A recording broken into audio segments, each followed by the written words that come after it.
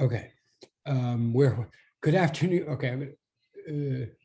Well, yes, I'm going to actually start again. Oh, but do let me know if you can hear. Can you hear me? I think you can hear me. Yes, we can hear you. You can. Okay, good. And I can hear you. So that's a major improvement of yesterday. All right. So again, good afternoon, Liani. Good afternoon, Jitlali. Good afternoon, David. Good afternoon, Noelia. Good afternoon, Shamari. Good afternoon, Kirsty. Good afternoon, Tomika. Hello, Jean-Pierre. Good afternoon, Shankia. Good afternoon, Edie. Good afternoon, Molly. Thank you for hearing me, Molly. Thank you for hearing me, Tomika. Good afternoon, Hoyin. Thank you for hearing me, Jalali. Thank you for hearing me, Noelia. Thank you for hearing me, David. Good afternoon, Renice. Good to see you. Thank you for hearing me, Shamari. Hello, Catherine. Good afternoon, Jacob. Good afternoon, Michelle. All right, cool. Okay, and we are now recording.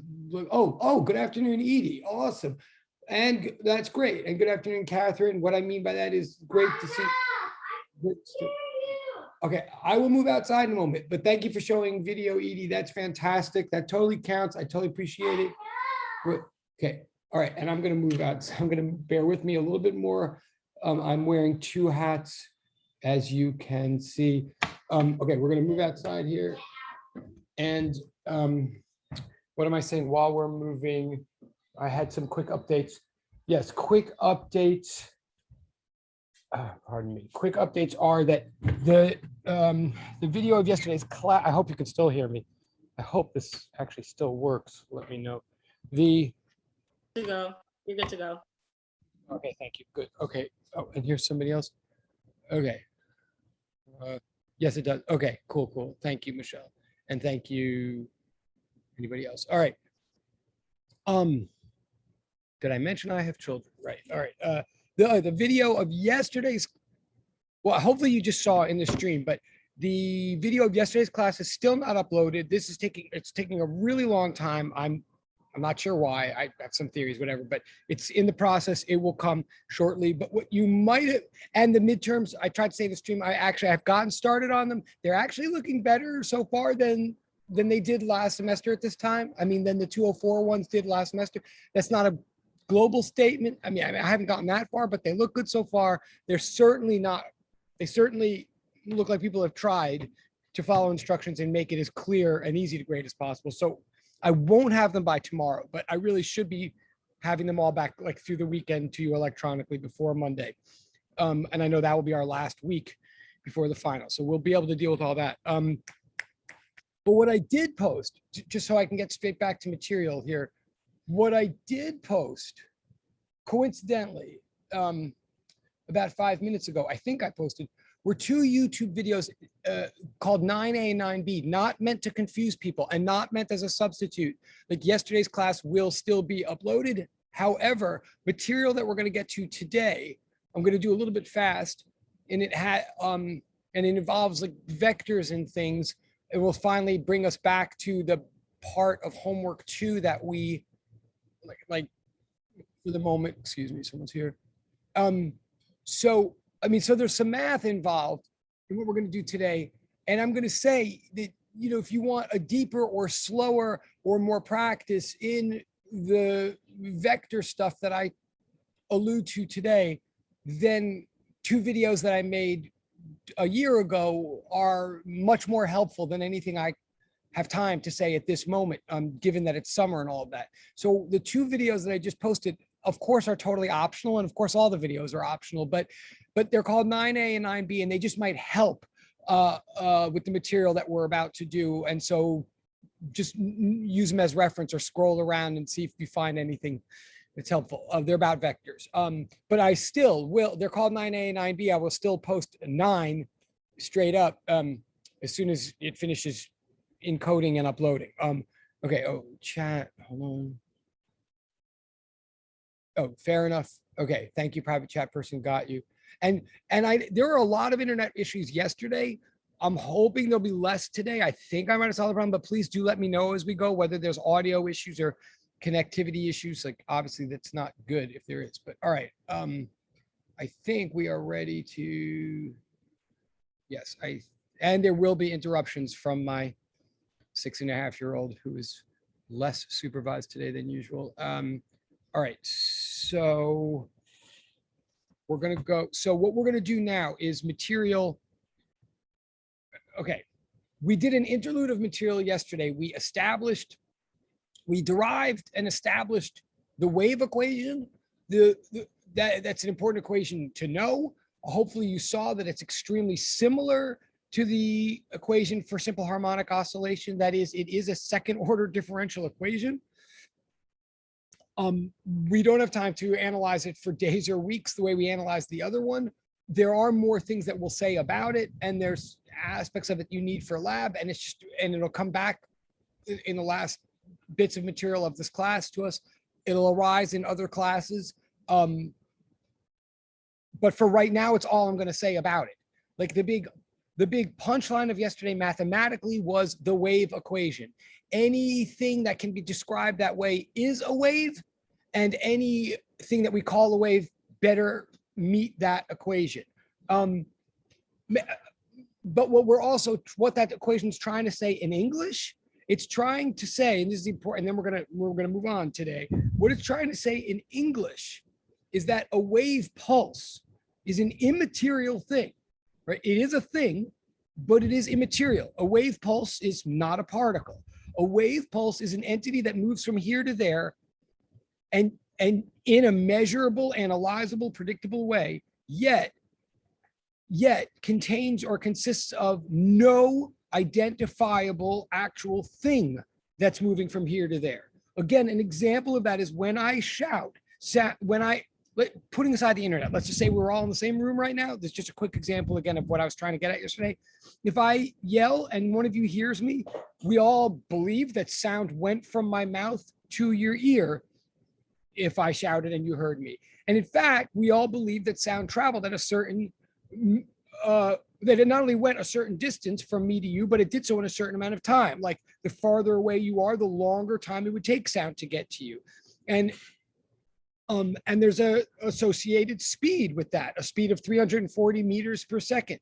We believe that sound travels from me to you in a manner that can be completely described by physics and treated by physics and predicted by physics, just the way a baseball or a planet or an electron has a motion that can be described by physics. We believe all that, yet we don't believe that there is any object called sound that's literally going from my mouth to your ears. We believe that there's a bunch of air particles that are in a very particular kind of motion, and that the only thing that is required to be in motion for sound to move from me to you is air. Yet we do not believe that there's any single air particle that goes from my mouth to your ear. That's what makes a sound pulse or any kind of wave pulse such an interesting thing, that it exists, but it is not a piece of material. Okay. And the equation, in fact, is trying to encapsulate that. The equation, the wave equation, is saying that what a wave actually is a collection of staggered oscillators, right? That's how we built up that equation. We're saying you take a bunch of little particles, set them, each of them, into identical harmonic oscillation, but stagger all those oscillations in a very specific patterned way. And that pattern of patterns that results, the pattern of up, down, up, down, up, down, up, down, is what a wave pulse is. And we actually believe that the math actually captures that. One final way, what the wave equation is saying is if something is truly a wave pulse, well, first of all, it's saying that it is encapsulating harmonic oscillation in both time and space. Like this is a cosine relationship and this is a cosine relationship, and both are happening at the same time. Let me say one other way, just drawing a squiggle on a page or just looking at a cosine graph on a page, that's not a wave, right? That's either that's either a representation of one object going up and down, or it's a representation of a snapshot of a wiggly shape. But what a wave is both of those things being combined together. A wave is a wiggly thing moving forward or wiggling up and down, right? You have to have both the time element and the space element for it to be a wave. That's what we're trying to say. And so finally, I mean, I'm saying a lot sort of abstractly here. But if you look back in your notes from yesterday, what that wave equation is it's a differential equation. It's very much like our first differential equation, but it's one step more complicated because what's on the left is a second time derivative, just like we always have had from Hooke's law.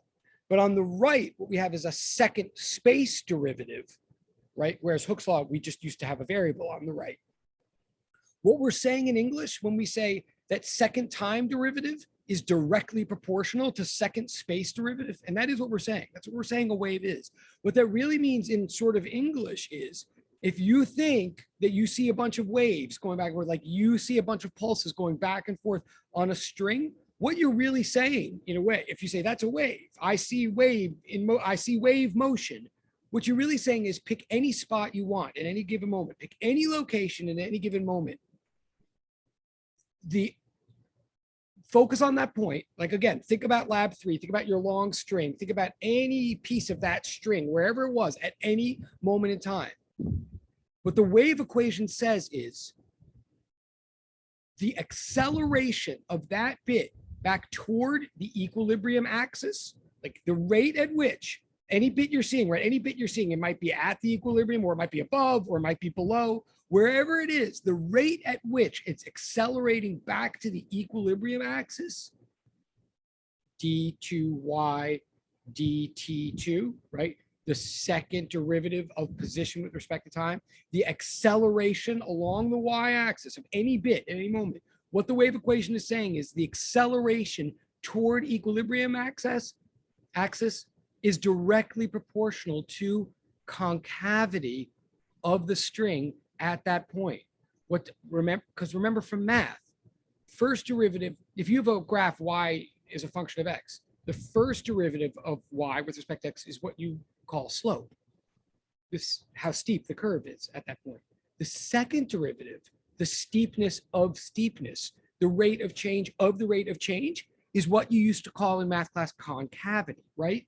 Like first derivative measures how steep a curve is, second derivative measures how curvy, how bowl-like, how not flat a piece of curve is. So if you look at the wave equation, and I'm intentionally not writing it again now because I need to move on, but if you look back at your last page of notes from yesterday, the wave equation has a second time derivative on the left, and we're saying equals some constant times second space derivative on the right. It's like d2y dt squared equals constant times d2y dx squared.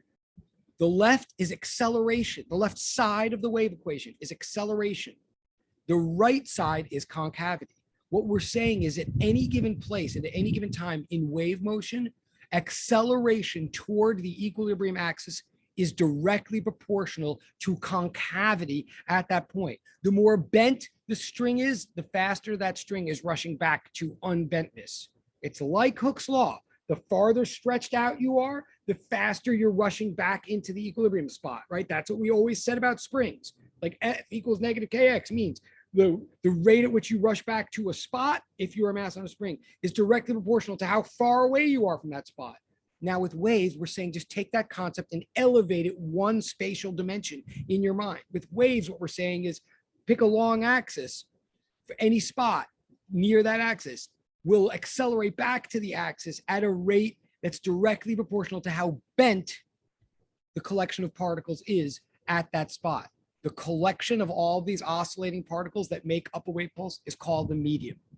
Okay, the medium is the material collection of particles, all of which are oscillating in space and in time to make a wave pulse. That's the summary of what we said yesterday. There will be more on that, like in your lab responsibilities and in your ultimate responsibilities to me, but that's the summary of yesterday. That's supposed to be the meaning of the wave equation and the derivation we did. I'm totally going to move on now.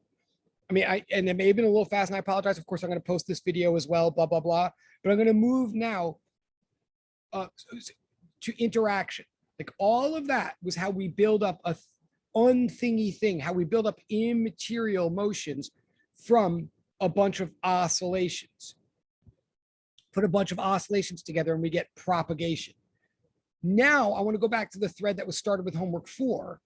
The thread that was started with homework 4. The other ingredient we need in making immaterial motions, in making unthingy type of entities move from space to time, we need oscillation propagation. That's what all those homeworks are about. But we also need objects to interact with each other. That's the other way we compose or construct immaterial motions. We need objects to interact with each other. The first way we see, we need objects to push and pull on each other. The first way we see that is through universal gravitation, hence homework 4. Now I'm going to build from universal gravitation to I'm going to build from the gravitational force from something called the electrostatic force, which is really the subject of homework 5. Okay, so everything I say today should be hopefully directly helpful with the homework 5 that's due tomorrow. I'm not going to like directly deal with the problems. Yeah, I don't know if I'm going to get to the direct numbers and questions, but everything I'm going to say now is like how to transition from homework 4 to homework 5. Technically for tomorrow. Again, if you're late with handing in tomorrow's homework, that's not a crisis. It's just as long as, the midterm is more important than that. But okay, so bear with me. I'm going to transition now from homework 4 to homework 5. I'm going to transition. In other words, I'm going to try to develop the equation that's this equation that's right here on the front page. I haven't said yet. If you don't recognize it, that's fine. It's like the punchline that I'm going to try to get to by the end of today. But it's similar to the equation for gravity. So what I'm going to try to do is take what we now believe we understand about gravity and move to electricity. Someone's here. Okay, so again, that's the subject of today. And again, of course, you could stop me with questions at any time, particularly about this material. And I'm going to try. There still might be concerns about the midterm stuff, and I'm going to try not to get bogged down in the midterm or anything in the past right now. I just want to move through the material from gravitation to electrostatics. And of course, anything I say today and tomorrow in the next couple of days, all of this is for the purpose of the final exam. I mean, of course. But you'll have your midterm back by Monday to see what to do about that and stuff. And I'll consider the extra credit thoughts and all of that. All right. So, and I'm sure we're going to get interrupted, by the way. I apologize in advance. Okay.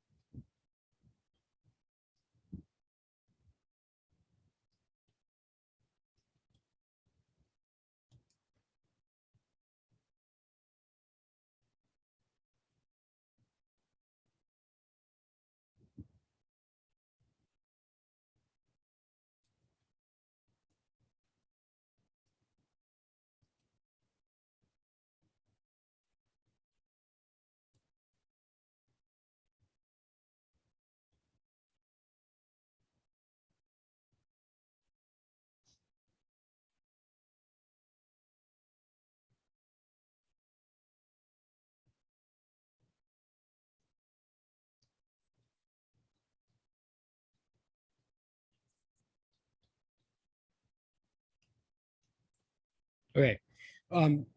Just to be clear, why? Okay, the board is on a delay. Oh. Okay, we just lost the board. Hold on a second. Ah, yeah. Or it's on such a delay, you can't even see that I just lost my board. Board is going to disappear in a second. Yep.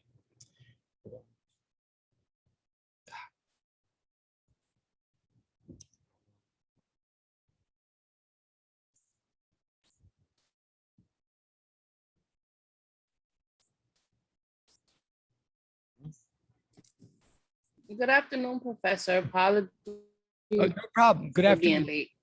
late. No problem. And thank you for saying so. No problem. And we were doing something, but we just fell apart, not because we just fell apart because I just lost the board and has nothing to do with you. I mean, it has everything to do. It's not because of you. Hold on. Sorry.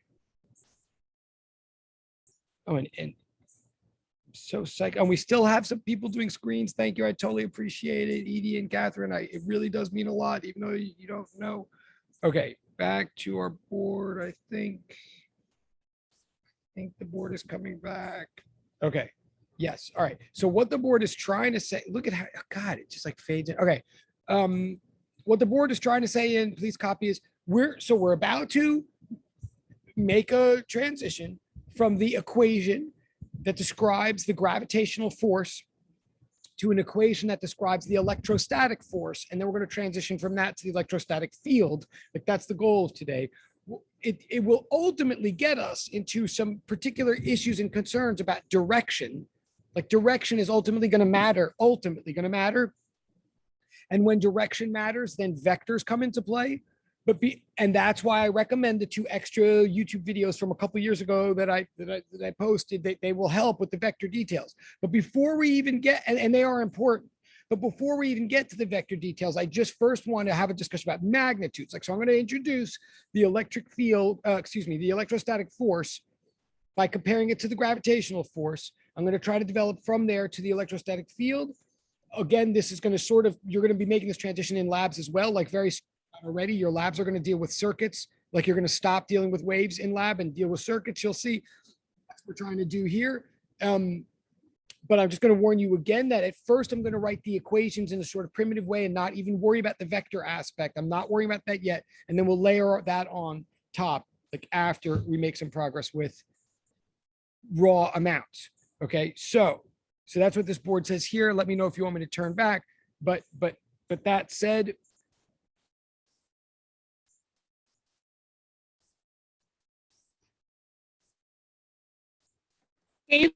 oh, sorry. Yeah, absolutely. Sorry.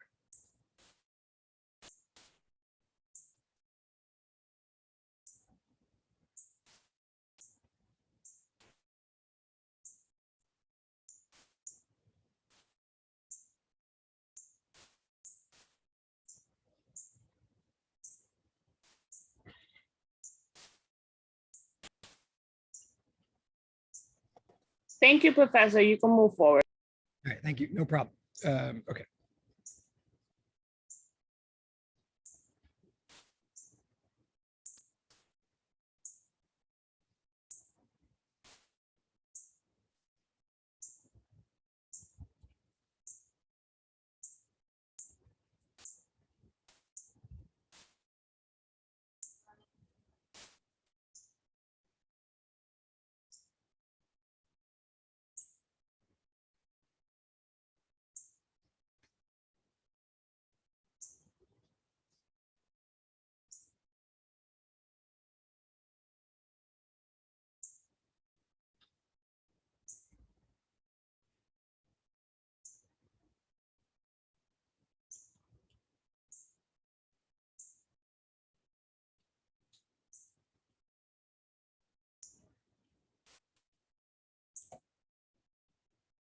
Happened again.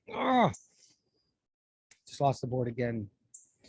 I mean, you can't tell that yet, but the board is about to disappear. Oh, it's so frustrating. Oh, well.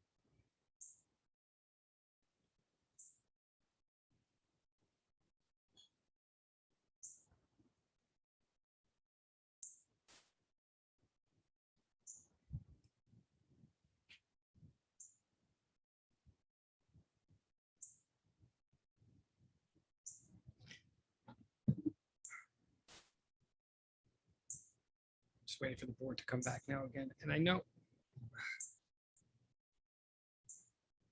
right, I'm going to try While the board's coming back, I'm gonna move to a different location. Lordy.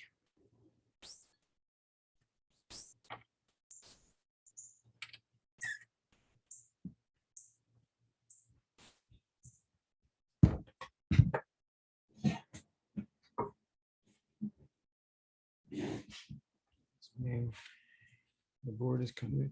Obviously, part of the problem is that I have the board as a separate entity, but there's nothing I can do about that at this. Okay, here it comes, I think. Yes, okay.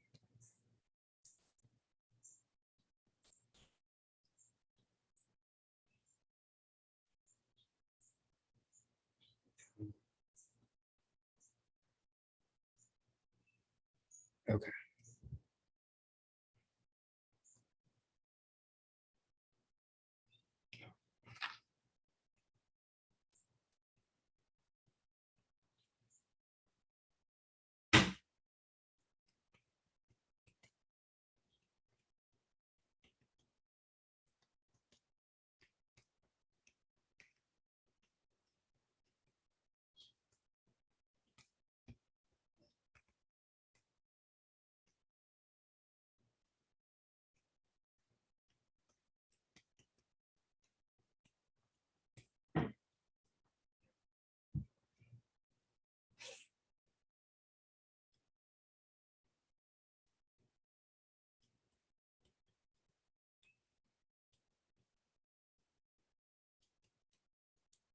Okay, technically what's on this page right now, technically this is just a reminder what's on this page, but it's also being set up, being written down again to set up context and to set up a system. Like notice I'm not even the one time when we last dealt with this in homework 4, like Juanita, for example, brought up a really good question about minus sign, and she wasn't the only one, but there were like important questions about minus signs and directions and stuff. And right now I just want to emphasize, I'm not even putting the minus sign in the equation right now, because I'm not even worried about direction at all.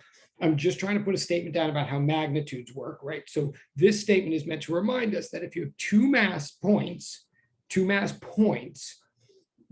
therefore two objects that differ in mass, but both have a very, very, very small immeasurable volume, right? And if they're separated by a distance r, like you could call it d, and maybe in some other classes you call it d, but we tend to call it r in advanced physics, because often, as it turns out, often that distance between the two serves as some sort of radius or radial distance. But anyway, so we call it r. So if we have two masses that are separated by a distance r, then each one will exert a force on the other, a Newtonian force, a pull that will ultimately contribute to acceleration.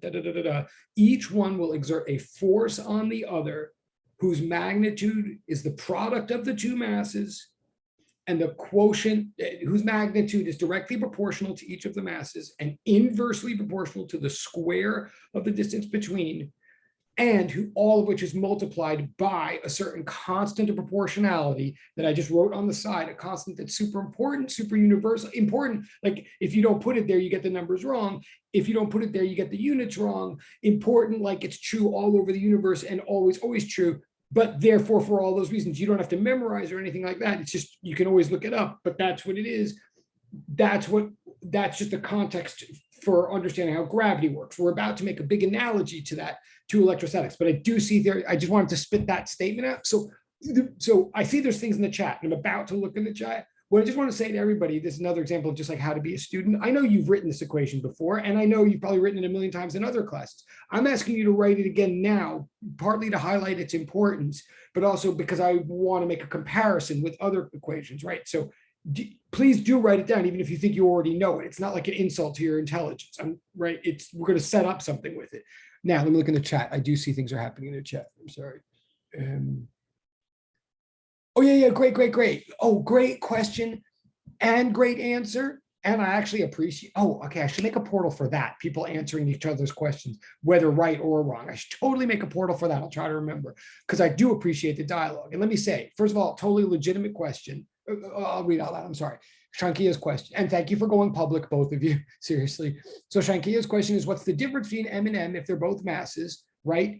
And then Kirsty, very helpfully is saying, I think they're just two separate masses. Both right. let me say this. Yes, M1 and M2 are just two arbitrary masses. On the one hand, there's like no difference between them. This is where Shankia's question is totally legitimate. On the one hand, there's no difference. I could call one M1 and the other one M2, or I could flop it and call the other and the one the other. Like I could. They are just two separate masses. And I'm going to go, so it is arbitrary which one I call which. I'm going to go a step further even. And so I'm agreeing with Kirsty's answer. I'm going to go a step further though. They are just two arbitrary masses, M1 and M2. So they could be like the sun and the earth. Right. One is capital, right. So I'm going to say why. No, you're totally right. I could call number one, and the other two, but we tend to make one of them capital. You're totally right to notice that. We tend to make one of them capital for a reason that I'm going to get into in a moment. So we tend to make the bigger one capital. If it's the sun and the earth, we tend to say, okay, we'll call the sun M1 and we'll make that a capital letter to sort of constantly remind ourselves that by M1, we mean the bigger one. And in that case, we mean the sun. And we would tend to make earth like M2. Or if we were doing the earth and the moon, we would tend to make earth number one. Or if we were doing earth and like a human being, like falling to the earth, or like a brick falling to the ground, we would tend to make earth M1 and the brick M2. And this is an important, helpful convention when we start taking this idea over and talking about protons and electrons, which is like what we're about to do. It tends to be a helpful convention for keeping things straight. So just so we know what we're talking about, but it's really an important question because yeah, in general, when I call one of them capital M1, I basically mean the bigger one, or even better, if you want, I tend to ultimately mean the one doing the pulling, and the other one I will tend to mean the one receiving the pull. Like one's like the puller and the other's the pullee, so to speak. So like if we were talking about the sun pulling on the earth, we would make the sun M1 and know that and if someone asks like, oh, how hard is the pull from the sun onto the earth, we would tend to make the sun, the capital letter one, M1. So it's important enough for that reason to keep things straight. But the reason it's also a really good question, and the reason that, that's a really good, okay, I see what I'm going to get to what Catherine's saying in a minute. That's really good too. But the reason what Kirsty's saying is like also relevant and why the whole question is right is just to be clear, we're doing this to keep things straight in our mind. But multiplication is commutative, right? Like it is absolutely true that it doesn't matter whether you do 2 times 3 or 3 times 2, for example. Either way, you're going to get 6. Also, forces all obey Newton's third law. If I pull you, you automatically pull me back with the same amount of force, the same number of newtons. So this is a slightly slippery business. Like on the one end, we're trying to stress this is just the force between any two masses, and it's mutual. If we do the calculation to figure out how hard one of them is pulling on the other, then necessarily the other is pulling back on the one with the exact same amount. Like it doesn't matter what order you do multiplication in, and it doesn't matter which way you look at Newton's third law. They're both going to be the same amount. However, so that's why it is sort of arbitrary. But to keep things straight in our language or in our attention, if we're like focusing on the one doing the pulling at that moment, if we're focusing on the sun and talking about what it's doing to the earth, we'll make the sun big capital M1 and we'll make the earth M2 just to focus our language. Hopefully that's sort of clear. Maybe it'll be more clear when we get to the protons and electrons. What Catherine is saying is really good too. I'm glad it shows that she absorbed this whole idea of the submass thing from the midterm exam. Hopefully this means she got that right. I'm going to assume it does. I mean, I haven't looked yet, but yeah, the submass idea was very important for that whole last problem or one of the problems in the midterm exam. And I'm glad she got it. I'm glad if understands that. I guess the most honest thing I could say right now is where we're going with from here on. Yeah, the idea of the submass will come back again. Actually, it will. And yes, whenever it comes up, it will be the smaller of the two masses. Actually, the honest thing I have to say is usually once the submass idea comes up, it ends up being capital M because we'll usually look at what the submass, like the inner core of Earth or the inner core of a big ball of protons is doing to one little particle, like standing there. So actually the submass, whenever it comes up, will usually be the big one, but that won't come up for a while here, and and if that confuses you, discard it. I mean, that's an interesting detail that Catherine's bringing up, but you don't need it if you don't like it for the moment. So in short, M1 and M2 are two arbitrary masses. We're assuming, since it's arbitrary, that they're of different sizes. So we're just designating the bigger one capital. And well, actually, well, all right, since that question. And we'll give it a name from now on, actually, as long as this question is coming up.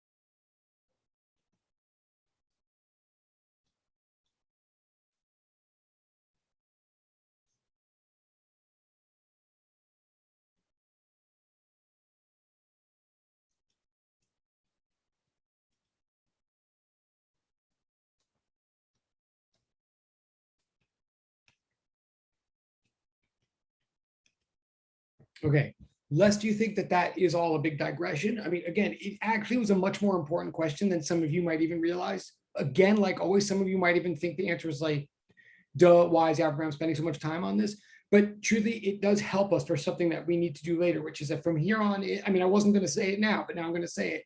From here on in, we decree that M1, the bigger one, we're going to call from now on the source mass. And we're going to call the smaller one the test mass. Whatever is doing the pulling, whatever is generating the gravitational pull, as we look at it, we're going to call the source. And whatever is receiving or experiencing the pull, we're going to call the test. Again, both are always happening simultaneously. Like while the sun pulls the earth is also pulling the sun. But if we're focusing on, but we can only focus on one thing at a time. Like we can only focus on one free body diagram at a time. So when we are discussing the pull exerted by the sun onto the earth, we will designate the sun with a capital M1, and we'll call it the source, and we'll designate earth with a lowercase m2, and we'll call it the test. Like it's like pitcher and catcher, but it's source and test. Okay, so that's my answer to that question. That's a good, and the submass, don't worry about for right now. Okay, so that's the notation of that for right now. And again, remember, capital G is just a constant of proportionality that makes this whole thing work out into newtons. If we didn't care about keeping things strictly in kilograms, meters, and seconds, we wouldn't even need that capital G. But we do have it. It makes everything work out into a common system of measurement, and it shows how tiny and weak the gravitational force actually is compared to some other things, because capital G is a negative exponent. It's 6.67 times 10 to the negative 11. All right, so now that's the gravitational interaction. There is another fundamental interaction that seems to exist in the universe that we didn't predict, we didn't logically assume had to exist, but we've discovered, we physicists, people, over the last 3 centuries have discovered this other fundamental interaction that exists in the universe is called the electrostatic interaction. It doesn't exist between point masses. It exists between point charges. It is a force that automatically exists between any 2 points of charge. So, and it's called the electrostatic interaction, or the Coulomb force. So we're going to write that down now.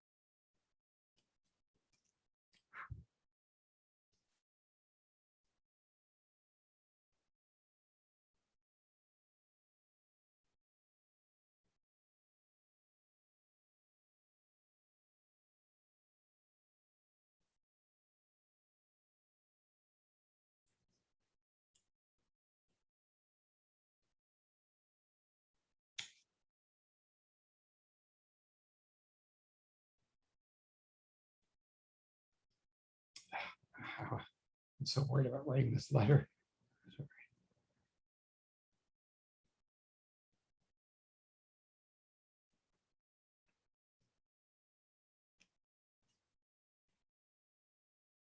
Okay. You've seen this before in chemistry, I think. Again, I definitely don't want to insult anybody's intelligence or anything like that, but this is a huge, huge deal. And even if you've seen it before in chemistry, it's really important to see it in a physics context and see the way we treat it, and to see it in a physics context. And also everybody might use different notations and all of that. So we're going to talk about this. So the first thing I'm saying is, so I'm going to define all these letters and all of that, but I'm saying, just like, on the one hand, if you have any mass at all, if you exist at all in the universe, you have any bit of mass of material, any amount of kilograms, then you automatically pull on any and every other bit of kilograms with a gravitational force given by the equation on the last page. Like you just automatically pull on other masses, and the amount with which you pull, the number of newtons with which you pull, is calculated by the equation on the other page. In other words, in English, it's determined by how big you are, how massive you are, how massive the other thing is, and how far apart you are. That's gravity.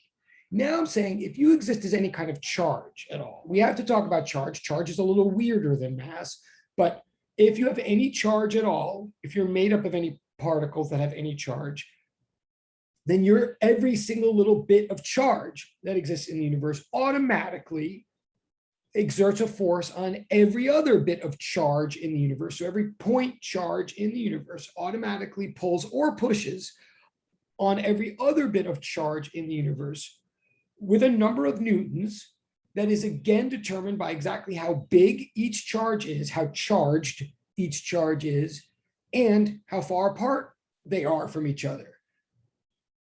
The first thing I want you to see is that this equation looks exactly like the other equation. It's different letters, but it's totally the same format, and that's not a coincidence, and that is my point. Like, the other one is GMM over R squared. This one is KQQ over R squared. R squared is in the denominator of both, and R squared means the same thing in both cases. It's how far apart these little points or these little particles are. In the first case, it was M1 and M2, meaning big mass, small mass, source mass, test mass. In this case, we're talking about big charge, little charge, source charge, test charge. Again, it's understood that charge is a slightly more abstract idea than mass, so I have to talk about it more. But whatever charge is, like, and the truth of the matter is, if you just step back, you might be saying, wait, I kind of know what mass is, but I kind of am not that comfortable with charge. That would be totally fair if you're thinking that. And so I will talk more about charge. On the other hand, on a basic level, when I say charge, I mean like protons and electrons, you know, from your chemistry class.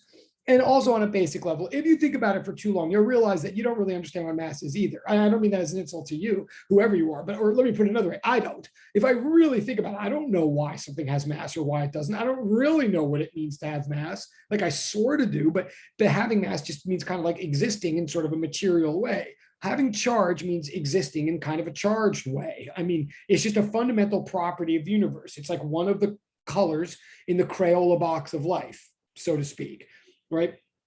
And ultimately, it means to be made up of protons or electrons. And again, we'll get to that. But so what I'm saying right now is, just like if you just exist as a mass, you automatically pull on every other mass in a manner that's determined by how massive you are and how far away you are from everything else. Similarly, if you exist as a charge, you automatically pull or push on every charge in the universe in a manner that's determined by how charged you are, how charged it is, and how far apart you are. Okay. If I cared about direction yet, I would probably put a plus or minus on this equation, because I want to stress that the force could be a push or a pull, but I'm like not even up to that detail yet. I'm just talking magnitudes. But you'll also notice one other thing is that the other equation had so I have to talk about these letters in the numerator. Q is slightly different from M, and instead of a big G like we had on the other equation, here we have a K sub E. It's annoying that it's another K. Luckily, it has a subscript at the bottom to sort of help us distinguish. But so let me talk about these now.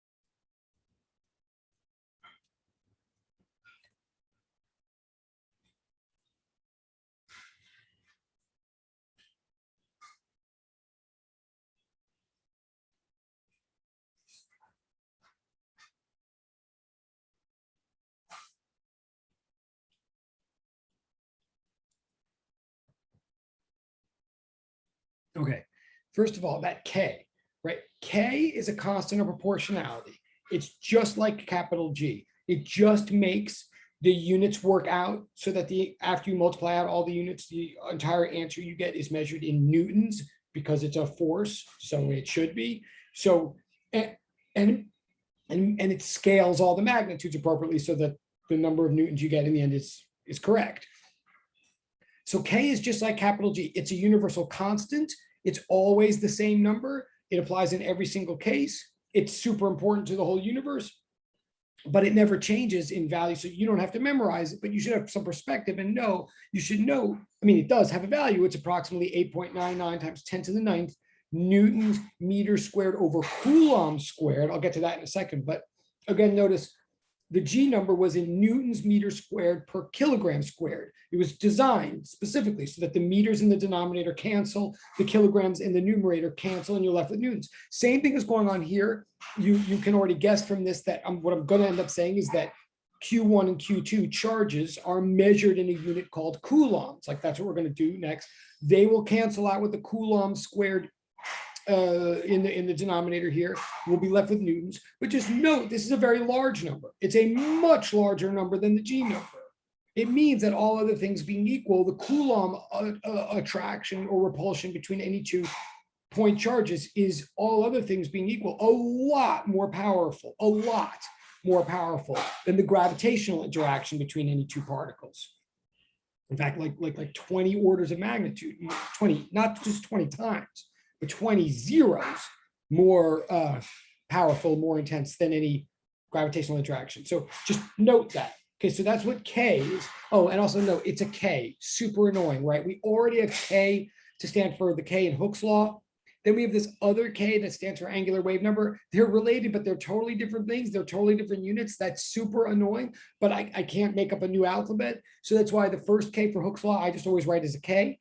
The K for angular wave number, I always write with serifs on it. I mean, do whatever you want, but I'm just so I can communicate to you. And then this K, I try to write as a lowercase k, and I put a subscript E to remind you that I mean the electrostatic K, the electrostatic constant. That's what this thing is. So it's another K in your life, but it is totally different from the other 2. So I always write it as K sub E, okay? Like sometimes books will not. In fact, it's so annoying that it's a K, and there's so many other advantages to think of a different way that even before I go on, I'm going to give you another way of writing it. So on the next page.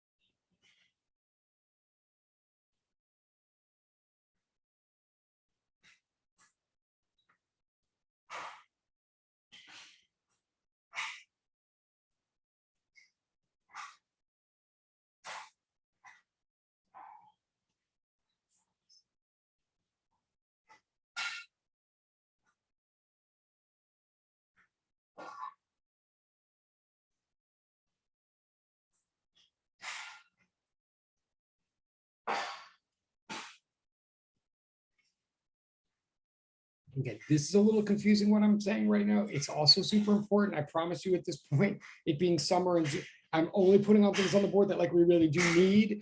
So this is a detail, but it's actually an important detail that will come up. I'm trying to make an analogy here between gravitation and electric. So I'm trying to write the electrostatic equation in the same way that I write the gravitation. I'm trying to have you see this just like a constant times object all over distance squared. But now the truth is this constant, this Coulomb constant, this huge number, 8.99 times 10 to the 9th Newtons meter squared per Coulomb squared, is super important. It comes up all the time, blah, blah, blah, blah, blah. But it is a little confusing to write it as a K because we have so many Ks. Also, there are other reasons it ends up being confusing writing it that way, or there's other reasons that you'll see where it's really advantageous to write it a different way. So this different way that it's often written, that I will often write it. Often people, instead of writing K, will write 1/4 times pi, like the number pi. They'll write it as 1/4 times pi times this other constant, lowercase epsilon with a naught, an epsilon naught, looks like an E naught, which is technically called the permittivity of free space. We'll get into that. But this other number, it's also a universal constant. I'm totally not saying that you have to memorize it. Like people do have, you'll accidentally memorize it if you care, but I'm not saying you have to memorize it, but I want you to see that there's this other number, which is a teeny, teeny, tiny number. It's kind of almost like the reciprocal of 8.99 times 10 to the 9th. It's 8.85 times 10 to the -12th. And its units are flipped. It's not Newton's meter squared over Coulomb squared. It's Coulomb squared over Newton meter squared. This is all not a coincidence, right? There's this other number, epsilon naught, which when you multiply it by pi, and you could try this on a calculator if you care, or if you're bored right now. If you take that crazy number that I just wrote in blue, and you multiply it by pi, and you multiply that by 4, and then you flip the whole thing, like you take 1 over that whole thing, you'll get 8.99 times 10 to the 9th.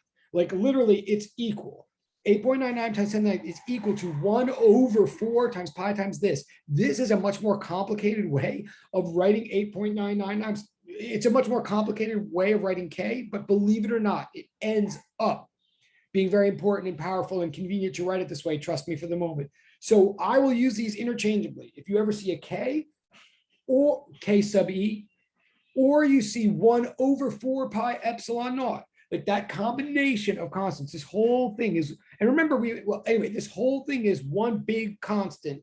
It is equal to the big constant K. This goes back to what I tried to emphasize in the first week of the summer course of like, constants are constants. And if you put two constants together, you still have a constant. So, and sometimes it's really advantageous to think of it one way or the other. So I'm saying from now on, even if you see that crazy combination of constants, 1/4 pi epsilon naught, it's just all one big number that is functioning just like capital G does in the gravity equation. Okay, so that's like almost a sidebar notation, whatever, but that's what that is. Now I'm going to go on and talk more about Coulombs. And I'll go back in a second if you want.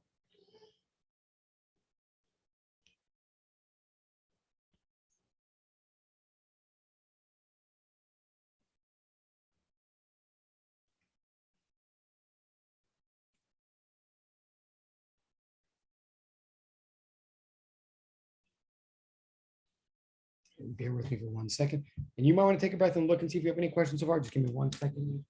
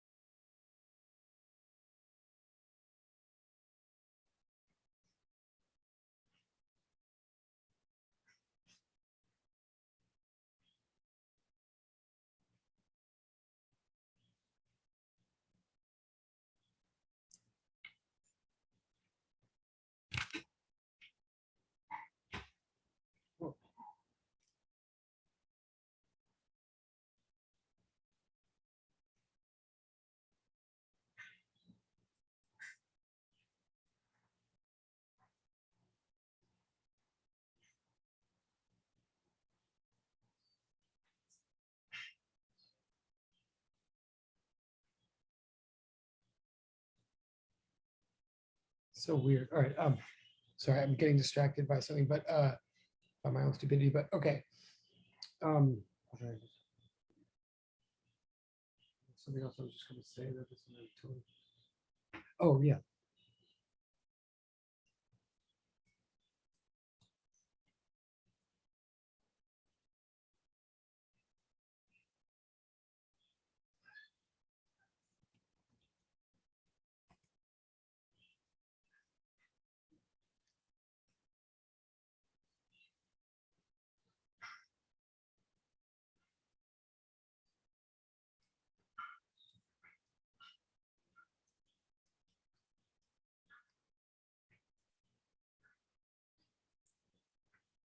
Okay.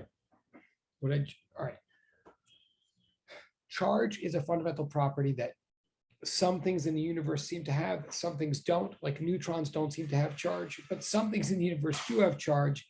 And some of those things that have charge are super, super small and are so small that everything in the universe is made up of them, to wit, protons and electrons. So even though charge is sort of like a more mysterious, kind of funny property, or more microscopic or less immediately familiar property than mass, it exists everywhere, right? All protons have charge, all electrons have charge. It's just a property like a color or anything else. However, unlike mass, charge seems to come in two varieties. You can have positive charge or negative charge. And we call them positive and negative for the same, because these charges work the same way that positive and negative numbers do, right? That is, a positive times a positive equals a negative. No, it doesn't. What am I saying? Thank you for paying attention. A positive times a positive equals a positive. Also, a negative times a negative equals a positive, whereas a positive times a negative equals a negative. That is, like signs do the same thing, and different signs do something different. Same thing with charges. Two positives will repel each other. Two negatives will repel each other. A positive and a negative will attract. I mean, you know this from chemistry. Like charges attract each other, they pull on each other. No, they do. God, I'm like losing my mind. Unlike charges attract each other, pull toward each other. Like charges repel each other, they push each other away. The proton is a positive charge, the electron is a negative charge. The one lucky, wonderful coincidence or interesting feature of the universe is that the amount of charge in a proton apparently seems to be perfectly equal to the amount of charge in an electron. So, and that amount of charge is a tiny, tiny, tiny amount of coulombs. Like charge is measured in coulombs, but one electron is not 1 coulomb, or one proton is not 1 coulomb. There's basically, because we were working with charge and discovering charge and working out a system for it way before we had the microscopic ability to get all the way down to its constituent parts. I mean, put more specifically, we physicists, people in history, understood electrical current through wires before they could understand all the way down to the level of the electrons making up those electrical currents. So we developed a system that's a little bit more scaled towards the big stuff rather than the small stuff. So 1 coulomb is a lot of charge. 1 coulomb, the fundamental unit of measurement for charge, is a lot. How much? Well, this much. One proton has a charge of 1.60 times 10 to the negative 19th coulombs. That means in English, really, that it would take about 16 quadrillion protons to make up 1 coulomb of charge. You might want to write that down. I'm running out of space on this page. I don't want to crowd it, and I don't want to flip to the next page yet. But let me say that again. It takes about 16 quadrillion protons to make what we would call 1 coulomb of positive charge. Similarly, it takes about 16 quadrillion electrons to make what we consider to be 1 coulomb of negative charge. It's the same number either way, but it's a big number. So 1 proton is a tiny amount of positive charge. 1 electron is the exact same tiny amount of negative charge. The mass of an electron is also tiny. It's like 9.11 times 10 to the negative 31 kilograms. So, and I wish we had time to do this, we might, but we probably won't. If you just tried to plug in numbers, if you just tested and plugged in 2 electrons into the gravity equation, and you have now, if you get bored right now, you can do this. I mean, you now have all the numbers on your sheet. You could plug in the mass of 2 electrons into the you could pretend 2 electrons are like 5 meters from each other. You could plug in their masses into the gravity equation and see how hard they're pulling on each other with gravity. Then you could plug their charges into the Coulomb equation I just gave you, and still, again, pretend they're 5 meters from each other and see how hard electrically they would repel each other. It's a good exercise. I used to assign for homework all the time. We just don't have time right now. But if you did that, if you just made a comparison of how hard are electrons automatically pulling on each other through gravity versus how hard are they pushing on each other through electricity, and they are doing both all the time automatically, you would find, just due to the numbers, just looking at the K number versus the G number, you would find that they're pushing against each other with way more electrostatic repulsion than they are pulling on each other with gravitational attraction. You would find, if you run the numbers, I mean, again, take into account G versus K and take into account their masses versus their charges, you would find that the electrostatic repulsion between 2 electrons is about 40 orders of magnitude stronger than the gravitational attraction between 2 electrons. I almost want to write that down, but I don't want to get ourselves distracted. I kind of encourage you to write it down. In fact, that should be a portal. Maybe I'll remember. If anybody could screenshot me notes of something they wrote down that I didn't actually write down, something that I said but didn't write, that's definitely points. I've got to remember that. All right, so I'm going to say this again. I'm not going to write it, but I'm going to say it. If you write it down and you screenshot the notes, that's totally points. I'm going to say again, and write it however you want, but if you plug in these values in, and you really get points if you actually did it, by God, okay, I'm getting ahead of myself here, but that would be awesome if someone actually did it. But just to show that you're following me, if you plugged in the masses of 2 electrons into the gravity equation and pretend they're separated by a distance of 5 meters, calculate the force of gravity according to that equation. It is just a plug-in, you just have to be careful. Then you take the charge of 2 electrons, plug it in to the electrostatic equation, pretend they're separated by 5 meters. Again, you have all the numbers you need. It's 2 electron masses or it's 2 electron charges. In the first equation, you use the G constant. In the second equation, you use the K constant. Plug them in, you would find that the electrostatic repulsion between any 2 electrons is approximately 10 to the 40th times greater than the gravitational attraction between any 2 electrons, like 40 orders of magnitude greater. Electricity is way preposterously stronger than gravity. That's the important takeaway there, okay? It works the same way as, and that's, I'm going to flip the page in a second, but electricity works the same way in the sense that if you just exist and you have any charge, you will automatically pull or push on anything else that exists and has any charge. That's the same thing with masses. The thing is that everything in the world that has any mass at all is made up of all these bits of charges that generally cancel each other out, right? In my glasses right now, in my ring, in this pen, in a glass of water, in a cup of coffee, like in normal macroscopic items that are sitting around, there's an equal number of protons as there are electrons. So all the pushes that are being exerted by protons are generally in macroscopic objects being canceled out by pulls exerted by electrons. It's only when we have an extra number of electrons or an extra number of protons in some kind of situation that we momentarily get instability and some kind of electrostatic exchange. That's what happens when 2 socks get stuck next to each other in a dryer, or when your hand rubs against a balloon and then or when your hair rubs against the balloon, or your hand rubs against a light switch, et cetera, et cetera. These moments of static discharge, these moments of electrostatic shock are moments of redistribution of protons and electrons. They are moments in which the number of protons and electrons are temporarily not equal. So we get this electrostatic force, and it's so strong that you feel it. It's so much stronger than gravity. It's just that it's generally not there unless we design it to be. with wires and currents and by deliberately separating electrons away from protons. Okay. All right.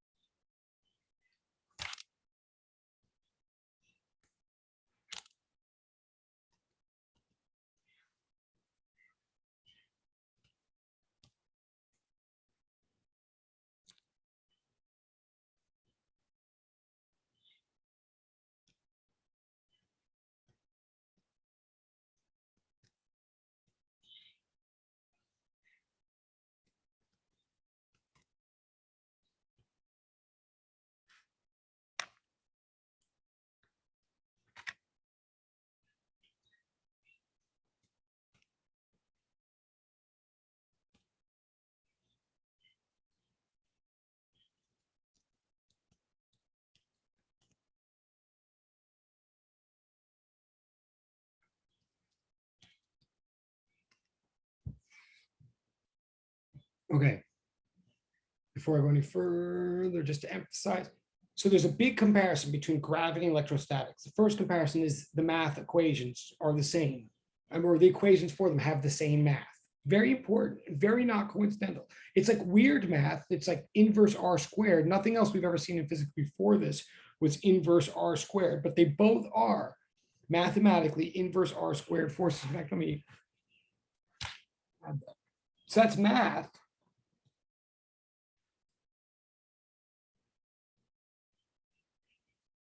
But physically, what's interesting is that they are both what we call fundamental, or in other words, action at a distance. Both forces happen without touching.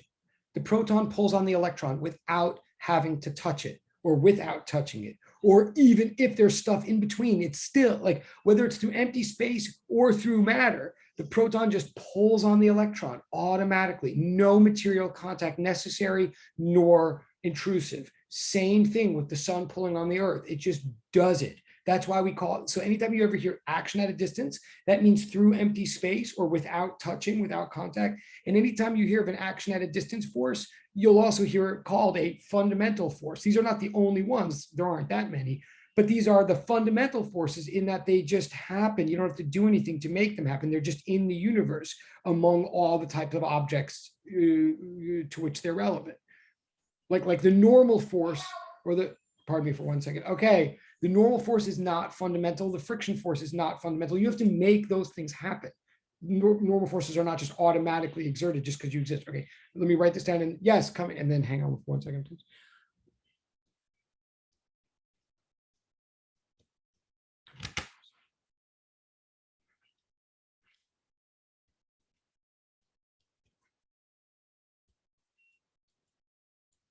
And it's very interesting that so far. Oh, great question. Wait. Oh. Okay, great question. The quick answer is no. I would hang on 1 second. Great question. 1 second.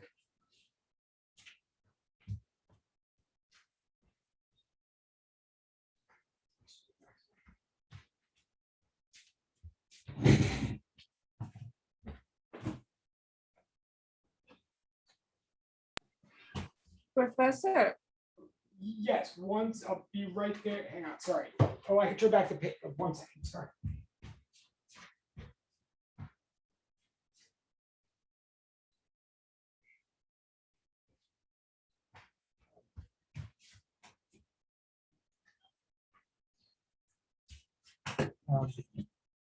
Okay, wait, my apologies. Oh, wait, let me, I know there was a professor I just heard. Let me just quickly, if you don't, or unless it was a turn back the page, it was in a turn back the, guys, I do want to answer Avery Yeller's question, but was the other professor I just heard, was that a, like a technical thing, like turn back the page or turn off the volume or something? Or was that? I wanted to know, what does it say after mathematically? Oh, great. Okay, I had a feeling it was, okay, yes, I'm sorry. It says, and I'll fix that. It says mathematically both, sorry, it's, I mean, it's meant to say both are inverse R squared forces. Okay, so it says both are inverse R squared. So meaning, and this will now in a moment address Avery Yeller's question. I just get, you finished that, Milk? Okay. What I'm saying is the two forces that we're talking about right now, gravity and electrostatics, both depend inversely on the square of the distance between two objects. And I know Avery Yeller gets this part. I'm just like restating it for everybody. That like the farther away two masses are squared, the weaker the gravitational force will be between them. Similarly, the farther away two like protons are squared, the weaker will be the repulsion between them.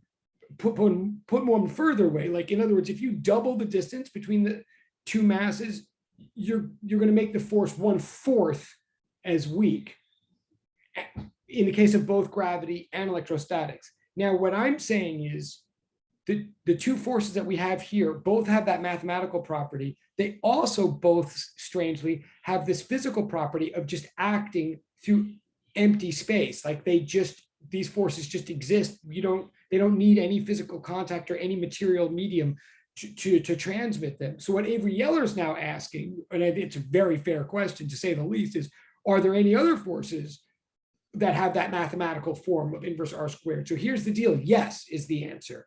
There are other forces that do have the inverse R squared form. One of the most specific ones is the magnetic force, which we'll get to next. The magnetic force also, and that's very related to the electric force, but it is different, and we'll see the whole relationship and stuff. But the magnetic force is also inverse R squared. And here's the thing, and I'm sure this is implied by Avery Yeller's question as well. The magnetic force is another example of inverse R squared. It's also another example of action at a distance. Like there seems to be, and that's not the only one also, to answer Avery Yeller's question, there's also the strong force between quarks. I mean, so now we're getting to like nuclear stuff. There's something called the strong force that exists in the nucleus of an atom. That also is action at a distance. However, that one's not inverse R squared, to be honest. And there's one other force in the universe that is also fundamental. It's called the weak force, or it used to be called the weak force. Also acts in empty space, although tends to act among sort of like electrons, like very nearby empty spaces. And that one, to be honest, is also not inverse R squared. So what I'm saying is this: I cannot claim that every fundamental force in the universe is necessarily inverse R squared. Some kind of, there's a couple of kind of obscure, arguably, I mean, this gets controversial, but one could make the argument that there are fundamental forces in the universe that are not inverse R squared. Arguably, what's known as the strong or nuclear force arguably is not inverse R squared, and arguably the weak force is not inverse R squared. And those are the only two forces left in the universe that anybody would call fundamental. And some people wouldn't, but some people would. However, what I am going to say, and again, this is totally, it's like a legitimate, super deep question. Right. Well, that's fair, and I'll get to that in a second too. But what I'll say, the part that's not even arguable, the thing I want to stress here is, even though it may or may not be the case that whenever you see a fundamental force, it has to be inverse R squared, I'll definitely say this: anytime you see an inverse R squared force, it is fundamental. Inverse R squared forces necessarily act through empty space for a reason that hopefully we will see by the end of this course. like, so there's definitely a relationship between inverse R squared and fundamental. Let me also say again, because this used to really confuse, like this went over my head for a long time in physics. Like every time I say fundamental, what I mean is just exists in the universe. Like you don't have to do anything to make it happen. Just if you exist as a certain type of object, you're automatically pulling or pushing other similar objects. That's what I mean by fundamental. So now here's the arguable part. Okay. Oh, and I'm definitely saying that the gravitational force is fundamental. Definitely. Like that is not arguable. I mean, anything is arguable, but like that's not like a controversial thing to say. Gravitation is fundamental. Electrostatic force, the Coulomb force, the one we're doing right now, is definitely fundamental. Here's the arguable part, and kind of why I'm not writing this part down is when I was growing up, the standard thing that we were always taught, like I mean when I was in high school, but then also even when I was in college, the standard thing we were always taught was that there was 4 fundamental forces in the universe. We were always given this list, and this is the way I used to teach it. In fact, we were always given a list of 4, and by the way, this is not a digression. Like I'm not writing it down because I don't want to confuse people, and because in some ways I guess this won't directly be on the exam, but this is totally what the final exam is about. Like both Juanita's like concern for what I just wrote in red and Avery Yeller's question, this is totally not a tangent. Okay. I mean, it's like why this stuff is interesting, if nothing else. So, I mean, I hope you all understand that. And that's why I'm taking time. I'm just not writing it because I don't want to confuse people and because it's arguable, basically. So here's the arguable thing. When I was growing up, what we were taught was that there were 4 fundamental forces in the universe. They were known as the electrostatic, or well, by the time I was growing up, it was known as the electromagnetic. You'll see why, you'll see why by the end of this course, but the electric and magnetic force was viewed as one thing. The gravitational force was viewed as one thing. Then there was this thing called the strong force, which existed in the nuclei of atoms and was supposedly like the force that was holding together, that like was holding together the quarks that built up protons and neutrons. And then there was this thing called the weak force that was more like acting between electrons outside the atom and governed the processes of radioactive decay.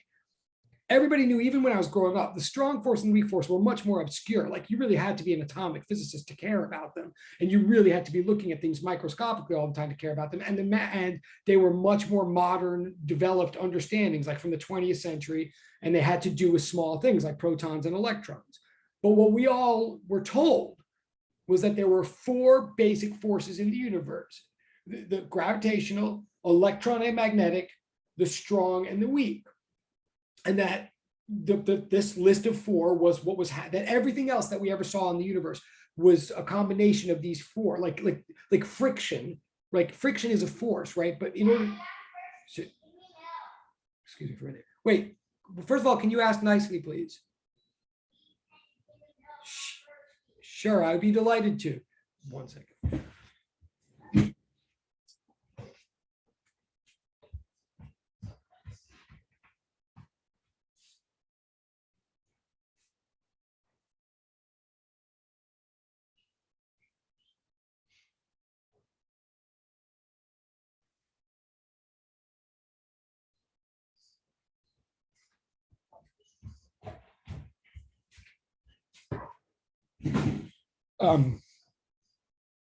Right. So, and I'll look in the chat in a second. I'm just going to answer this. And again, you know, I seem all spazzing, but this is a totally important, totally real question. Again, like, why would you care about physics unless, or why would we do all this physics if we couldn't sort of address some of these things sometime?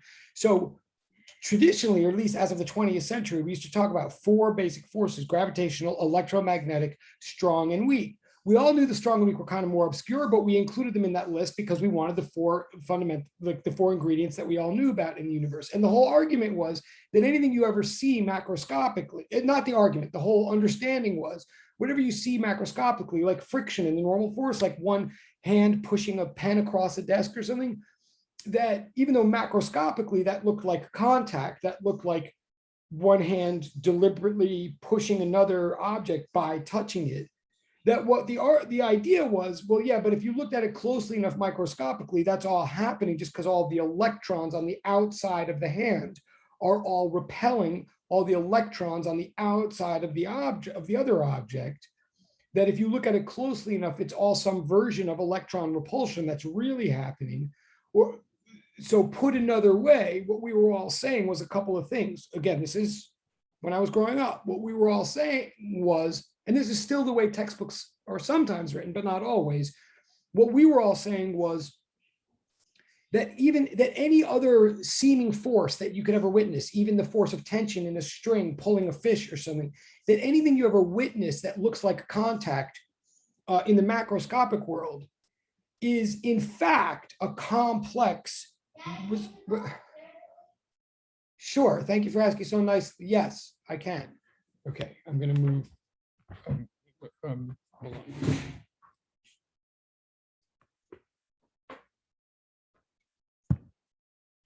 Sorry, pardon me. This woman.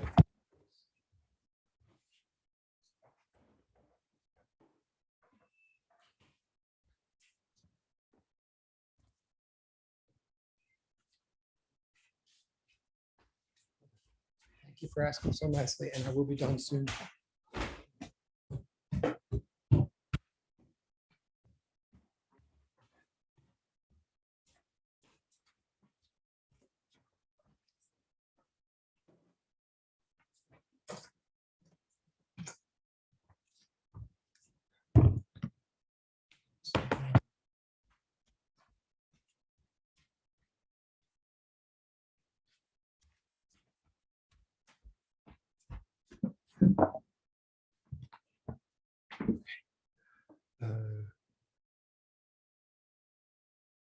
Okay, I apologize for all that. I'm still trying to answer. Okay, just for anyways, I'm just still trying to sort of answer Avery Eller's and Juanita's question because I think it is important, and I will check the chat in a second.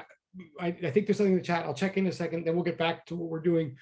And I apologize for all those interruptions. And you know, for those of you who don't have children, good choice. No. For those of you who are looking to babysit children, no, totally. I really now forgot. Oh, okay. So the view was the standard sort of 20th century view or whatever was that, and again, I almost want to write this down because this is actually so interesting. Wait. Oh. All right, I'm trying to ignore the chat just so that my ADHD brain doesn't just like implode, but I see just enough in the chat to know I'm laughing, but I'm going to laugh more in a minute. But yeah. And you know, they didn't have these diagnoses when I was growing up, so like I just had to like at any given moment like either be like dumb or smart. There was no, what the heck was I? Yes. So the view was that like, all right, look, I'm really going to say this. Like, look, if I push something, if I push the pen across the desk, and so the pen goes across the desk, macroscopically, it looks like, oh my God, I'm so trying not to look at the chat. Okay, I see there are things happening in chat. I promise I'm going to look in a second, and I'm sure they're funny or something, but I'm just going to try to spit this point out before I don't. If I push something with my hand, if, in other words, physical contact, right, touching, generally speaking, we would call that a normal force, or depending on if I'm sliding it, then we might call it a frictional force. But if I push something across the desk and we do Newton's laws and a free body diagram and everything, we would say, oh, look, that makes sense. He's like pushing that thing by touching it, right? But if you really think about it, the reason, if you believe whatever you've learned in chemistry, you believe that my hand is made up of all these atoms, and on the outside of all the atoms are these electrons. And similarly, you believe that the pen is made up of all these atoms, and on the outside of all the atoms are all these electrons. And if you believe anything you've heard in chemistry and the stuff that I'm about to repeat here, electrons push on each other automatically through empty space. And in fact, they push on each other so hard that they don't just like sort of push accidentally, they push so that they don't touch, right? They repel. And the closer they get to each other, according to the equation that I just wrote, the closer two electrons get, the harder they push on each other. So they're like springs in that way, only even stronger because the R is squared. It's not F equals kx, it's F equals k over x squared, right? So the closer they get, if they're twice as close, they now push on each other 4 times as hard. So electrons really don't want to touch, and they really don't touch. So when you push something else and you're like, I'm touching it, so it's going away, and maybe I'm even pushing it really hard, so maybe I even feel pain, or at least I feel that object. If you really think about it, what we're really believing is, no, it's going away because it doesn't want to be touched by you. The electrons on the outside of your hand are repelling the electrons on the outside of that other object.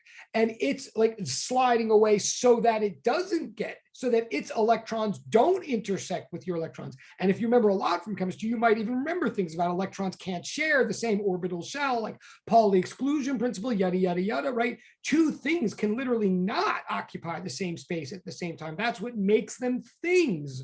That's what makes them particles. So that when you push something seemingly through material contact, and when you think that you feel something, even when you feel the pain of feeling it, in fact, what we've argued then, and what we said then, and we say now is, oh, actually, that is totally not material contact. Like what's really happening microscopically is everything arranging itself so that it doesn't touch. What you're actually doing is pushing through empty space. Like the thing is moving away on the table so that it doesn't touch your hand. And what you think you're feeling is not, I mean, you're feeling something, but it ain't the matter of the other object. Like that will not get into contact with your matter. If the 2 electrons maybe even touch by freak accident for a moment, they're going to quickly repel away. So that entire time that you're pushing a cup across the desk, what you're experiencing is repulsion, not physical contact. So 2 things about that. One, what it really means is tangible objects, all the objects that we view as tangible, thingy things, the objects from physics 203, like pens or springs or baseballs or cars or planet, whatever, stuff that you think you touch, that you can imagine touching, that seems tangible, that seems to have mass. When you really think about it, the experience that you're having in your mind, when you remember, oh, I remember I touched that thing the other day, you didn't touch it at all. What you remember is the feeling in your hand that arises from your body's complete rejection of the idea of touching it. You don't touch tangible things. What makes them tangible is this picture you have in your mind of touching them, but you absolutely don't touch them at all. That's why they move away when you touch them. Unlike, now this is a little bit of a tangent, a little bit, but not really. Unlike sound waves, right, or light waves, or heat waves, or waves in general, waves are not particles. 2 waves absolutely can and do occupy the same space at the same time. Think about this for a minute. Okay, I am slightly on a tangent right now. I mean, it used to be like a big thing that we would do all on the first day of the class anyway.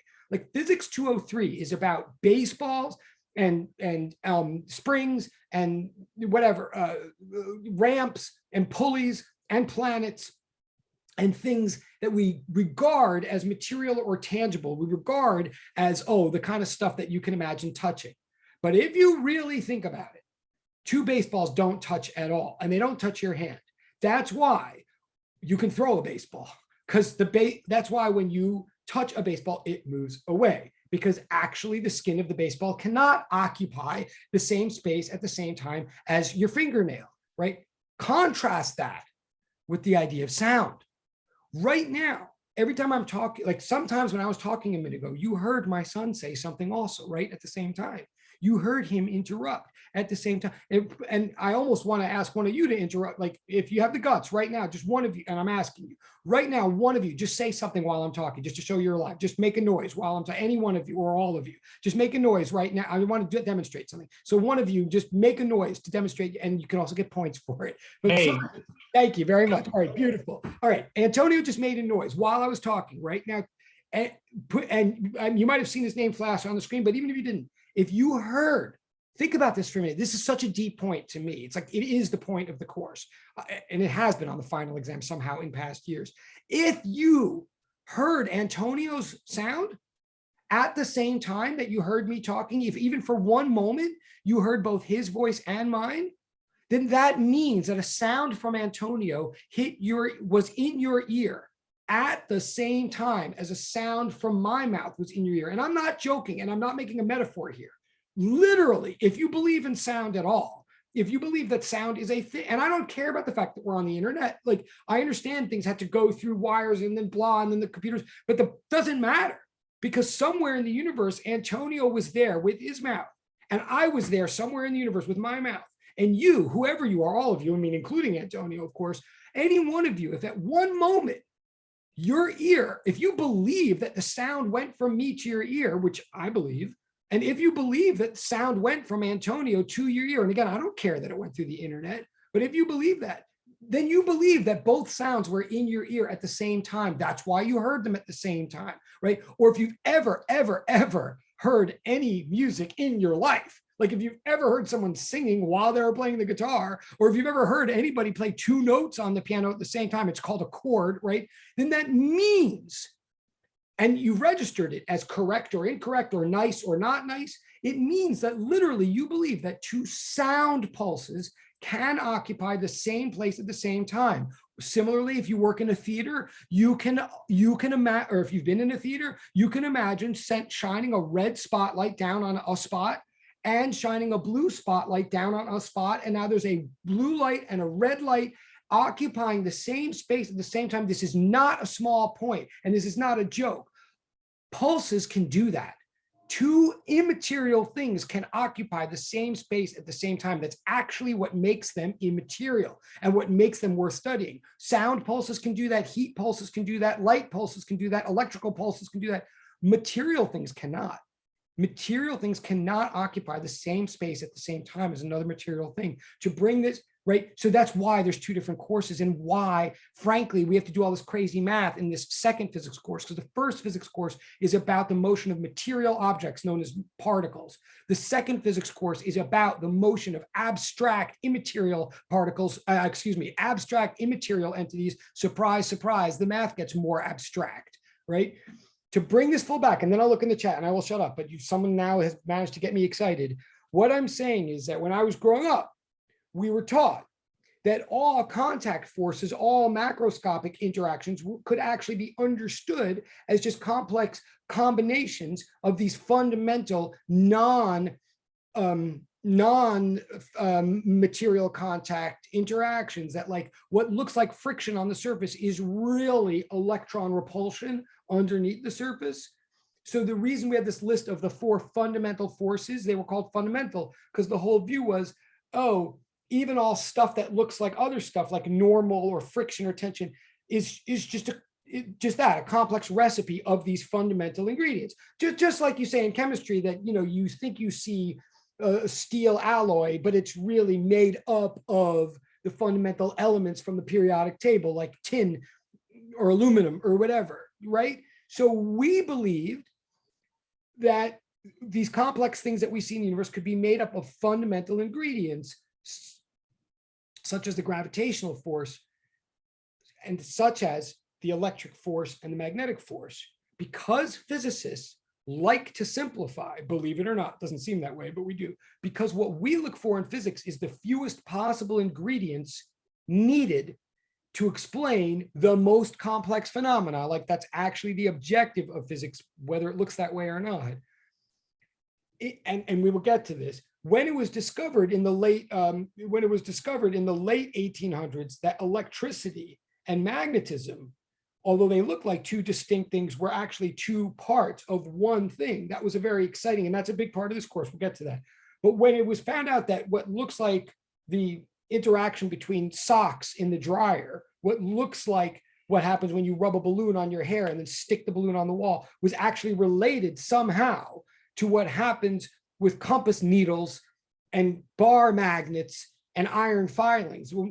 And you might think that's obvious or you might not, but when physicists found out that actually mathematically and truly and really we could link those two seemingly separate ingredients into one thing and call it the electromagnetic phenomenon, that was a big breakthrough in physics. And that's why we were able, that was a step along saying, oh my God, all these things that look different, we can keep combining and unifying and understanding as just different manifestations of one deeper unity. So when I was growing up, the big excitement was that they had this all down to 4 ingredients: electromagnetic, gravitational, strong, and weak. I'm finally getting back to Avery Eller's question, and then I'm done, okay?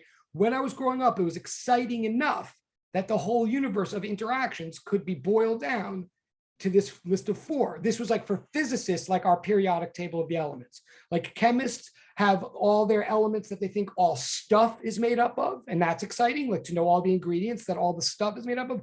Physicists thought we had the 4 ingredients that all interactions were made up of, like not things, but pulls and pushes. We thought all the pulls and pushes in the world could be boiled down to these 4 ingredients. Well, that's so exciting and so important to physicists to unify, to simplify, to distill, that it progressed further as I got older. It progressed further in the 20th century, and a lot of work was done to say that not only was electricity and magnetism integrated into one, but a lot of work was done to ultimately say that, okay, so here's the arguable part. If Avery Eller is still listening, and I could totally imagine if he isn't, or if anybody's still listening, why I get fuzzy about the strong and weak, and why I get fuzzy about inverse R squared forces or fundamental forces, is that the truth is, by the time I was out of college or in early graduate school, already most physicists had decided that the strong force and the weak force could both be linked to the electromagnetic force in part of this larger thing called quantum electrodynamics. And all of you have heard the word quantum, and you study quantum in other ways or in PChem. I mean, you know about quantum mechanics. Well, quantum mechanics got advanced, and obviously quantum mechanics started being born before I was born, but it got very, very advanced during my lifetime. And it's now advanced enough that most people don't just believe in something called quantum mechanics, but they believe in a whole field called quantum electrodynamics, which is an entire understanding that seems to encapsulate not only the Schrodinger equation and quantum effects that you hear about and read about in books and you will study in PChem, but it seems to encapsulate and explain also electricity and magnetism and the nuclear interactions among quarks and radioactive decay interactions known as the weak force. So in fact, in a lot of books or journals you would read now today, the truth of the matter is today that what we used to call a list of 4 forces, and here's why I'm not writing this down. It used to be a big thing. You'd write the 4 forces down, like in every physics lecture, in every physics blackboard, where's the list of the 4 forces, but most people don't view it that way anymore. They view it as basically, there's 3 forces. There's a quantum electrodynamics, is one big set of interactions that explains everything small and fast in the universe. And then there's gravitation, which explains everything big and slow in the universe. Both rely heavily on inverse R squared. Again, this is why I'm saying it's like arguable or whatever, why I'm excited by Avery Eller's question. Both involve inverse R squared at a heavy level. And both arguably, like to most people now, are the 2 branches left of the tree.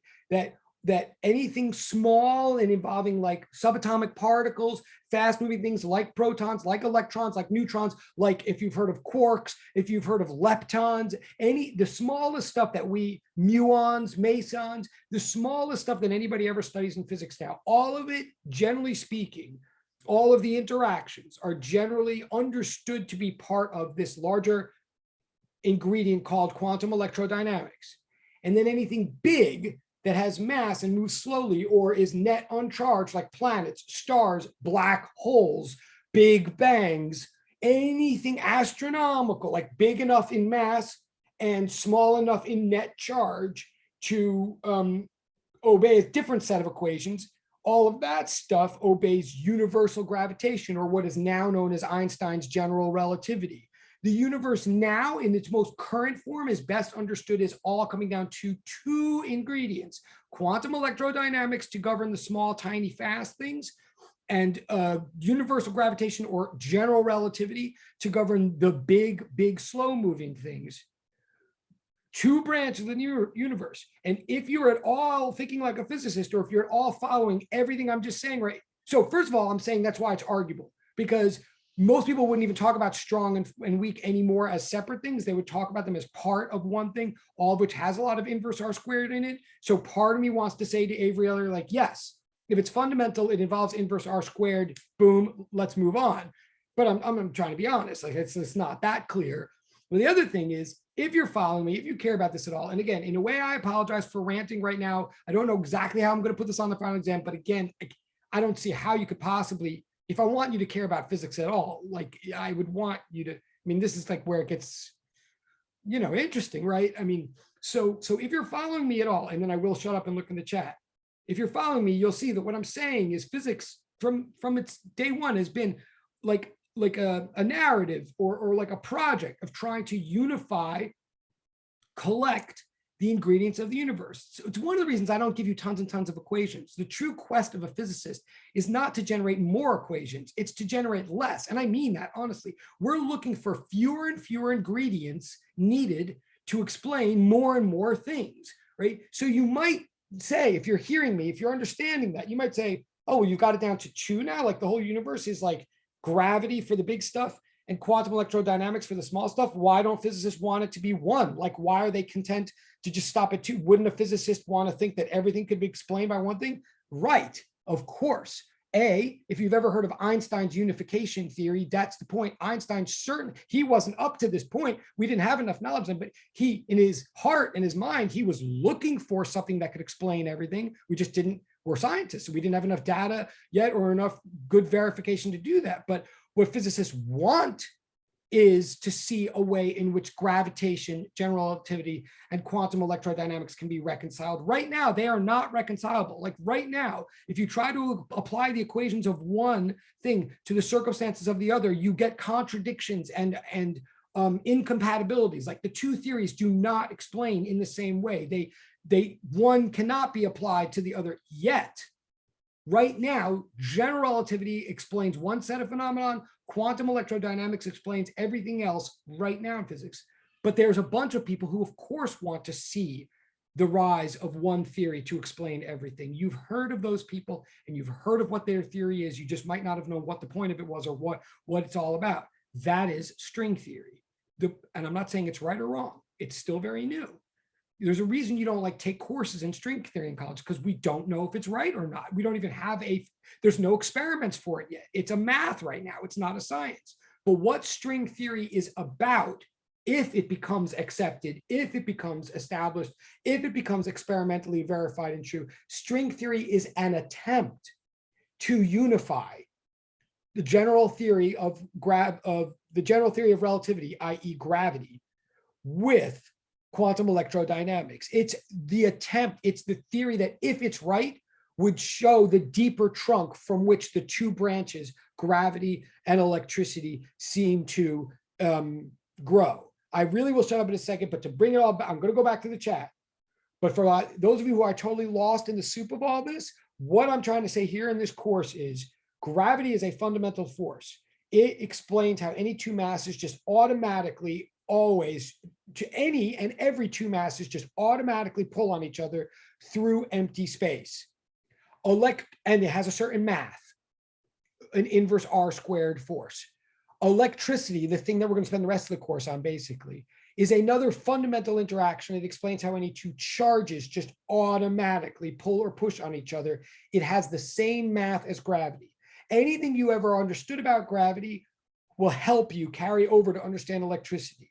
Any way you try to understand electricity, try to bring it back to gravity. Anytime you're trying to understand gravity, remember it's fundamental. At some point, we believe in gravity just because we see it all the time. At some level, we're not saying gravity should make sense. We're saying it seems to be the way the world is. So we're trying to make sense of that. Those are the two branches of the physics tree as they stand right now, in effect. I mean, I'm just showing you small parts of them, but in effect, there's gravity and there's electricity holding the world together. And everything else can be viewed as like a sub twig off that. And maybe those two are themselves part of some larger thing, maybe called string theory. But physics itself is not up to accepting string theory yet. So therefore, you're certainly not responsible for it on your final. Okay, that's what I've got to say about that. Again, I think hopefully that maybe helped some people stay in the class.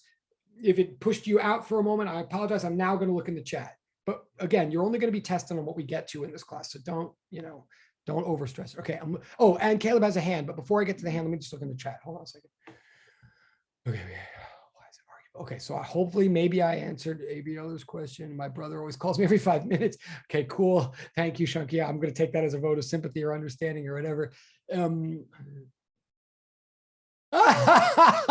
Okay, I got something in the direct chat from a dear friend of mine who took this course last semester. I won't mention his name, but it's hilarious. Well, I am going to read it. I'm not going to say his name, but someone wrote, when I used to act up, my mom used to tell me that she would sell me on eBay. That got me to act correct. All right, fair. I'm going to Yeah, I'm gonna bear that in mind. I'm a terrible pushover as a parent, as you obviously can see. Okay, but then is that why sometimes you can't remember? Oh, is that why sometimes I can't remember what I said or what someone said when I'm interrupted? Is that what meaning because like I have ADHD or whatever? Oh, sure. I mean, I definitely do. I don't know where the cart and the horse, the chicken and the egg. I don't know if that diagnosis, but yeah, I mean, I'm as crazy as the rest, you believe me. And yeah, no, I mean, I have, if it matters, if it helps anybody, I certainly have been diagnosed with that. I don't know what to do with that information. And I look, for those of you, I've also been on medication for that, but I stopped because like it was worse than not being on it for me. But whatever works, I mean, I'm all just doing life on the natch at this point in my life because that's what works for me, if you can call this working. But I totally have sympathy for everybody's brain works in a different way. Nobody's brain really, really works that well. And everybody's just got to do what they got to do to get through. But yeah, but I did not look, I did very well in school, but I didn't find it easy, if that helps people too. And a lot of what I did well in school, I did by doing over and over again. Okay, but that was it. Oh, okay, that was it. Okay, thank you. All right, good. Okay, all right. I appreciate it, Gabriella. That's definitely, thank you. Of all the people to say that, I totally appreciate it. Okay, so now we're gonna go back. Maybe I should be more medicated. I don't know. All right, we're gonna go back to Professor, can I ask my oh, question I'm sorry. real quick? Yes, no, absolutely, Caleb. Thank you. Totally forgot. Yes. Okay. I'm sorry. So I'm assuming the idea, yeah, assuming the idea that like there is one force or something, like the idea that everybody's trying to unify it, is the question of like what is the unification between quantum electrodynamics and gravitational force the same thing as like we don't understand why at some point electromagnetism disappears and gravity comes into place, why charge on charge goes away and mass on mass comes into. Right. I think I want to say that's the same question. Yes. I mean, as long as we're both saying the same thing, I have to be slightly careful about that. I mean, yes. Let me rephrase it. It's basically saying we don't know why at some point that charge on charge attraction becomes replaced with mass on mass attraction and repulsion. We don't understand why at some point those two swap as the reasoning for why things move around as we scale up in size. Right. Because if we did, then it would kind of, I don't know. If there was one force and we understood why something, why it changed at that point, then we could maybe unify them, like convert them or something, Right. That's very good. Because we don't know, right? We know that it does happen, but we don't have like a why as to why like we use gravity at this level and electro at the micro, but we can't use either on each other. Right. Okay. Right. Yes. Okay. So to everybody, there's definitely a thing. There's a powerful thing in what Caleb's saying that yes, at some point when we go from some certain very small scale of high speed stuff, at some point we drift into a very big scale of slow speed stuff. And A, we don't exactly know where that threshold is. That's right. And B, we don't know why that at some point in that threshold, it seems like we have to abandon a certain set of laws and pick up a different set of laws. I mean, that is right. And if we did know why, that would be one unifying principle for the whole thing. Or so in that sense, I totally agree with the way Caleb just put it. I do totally agree with the way Caleb just put it. And that's sort of what is the quest for many people, is to look for some underlying explanation that would cover both scales and not have to, and that we would always rely on and never have to change it. That's totally right. Wow, I don't know if you guys can hear that. Okay. The only thing I have to sort of qualify or modify or add to that, to everybody, especially, so philosophically, or like for anybody who's like trying to care about physics or math in general, I totally agree with that. And I totally support that. And I support the Avery Eller question. And I support thinking this way. For anybody who's like, yeah, but wait, hold on. Like, where's this on the exam? And like, you're losing me. Like, what do I need to know for this class? Which is fair, very fair. Like if you're in the mindset right now of like, okay, I'm kind of following this, but I kind of don't see how this helps me like in the homework or on the exams, then let me say this part. One thing I do want everybody to know on the homeworks or in the exams or like in these math problems that we're doing or like on the next page, one thing I do want to stress is that in this class, we have the gravitational force which is a force, like literally, and we have the electrostatic force, which is a force. And as far as we know, like in the universe and in this class, F net equals MA. And this is important. This is not to trivialize what Caleb is saying at all. I mean, quite the reverse. This is to amplify what Caleb and Avery are saying, but also to redirect it to everybody's like practical concerns. The Coulomb force and the gravitational force are both forces. And as far as we know, any object you ever pick, say it's an electron. An electron has charge and it has mass. So the electron can be subject to a gravitational force at the same time as it can be subject to an electrostatic force, like really realistically, and in homework problems, like and on the test and like in the lab. You can have an electron that's being pulled by some other proton and by the mass of some other. You can have an electron that's being pulled by a neutron, let's say, just by virtue of mass alone, but also being pushed by some other electron, right, by the charge of it. And in fact, or like I was saying before, you can have two electrons in the room and they're both pulling each other by virtue of their mass, but at the same time, they're also pushing on each other by virtue of their charge. And I'm talking to everybody in the class right now. You do want to understand this for homework and for tests and stuff.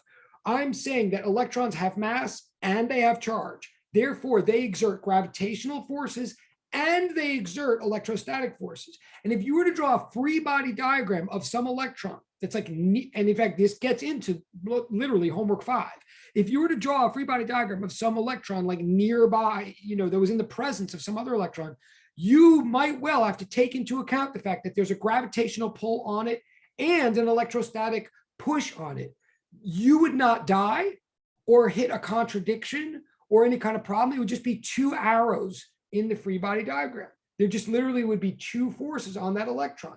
And just like good old Newton's laws, like we still believe in Newton's laws, in other words. So you would do F net equals MA, and you would literally add up both of those forces on the electron. And if they're going in, and they might be going in the same direction, in which case you would add them, or they might be going in opposite directions, in which case like one would get a minus sign, but you would literally do superposition. Again, this is to everybody. This is super important. An electron or anything can be subject to more than one fundamental force.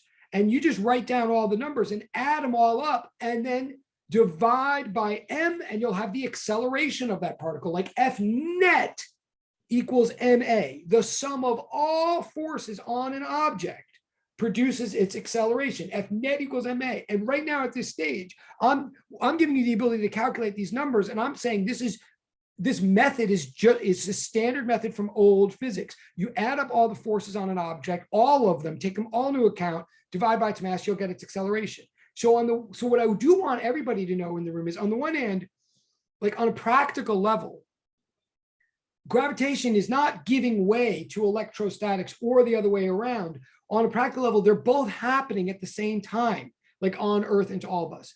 It's just that then if you run the numbers, you'll notice that some numbers are severely dwarfing other numbers. Like if we did a homework problem on it, you would notice if you literally add the gravitational force on an electron, like due to its neighbor, plus the electrostatic force on the electron due to its neighbor, the free body diagram would say add up both those forces. But then you'd run the numbers and you'd see on your calculator, like one is so much smaller than the other that you couldn't even find enough digits on your calculator for it even to be visible. Like it would just, in that sense, and this is now back to what Caleb was saying, numerically on a macroscopic Earth surface level, numerically, like the gravitational force would give way to the electrostatic force.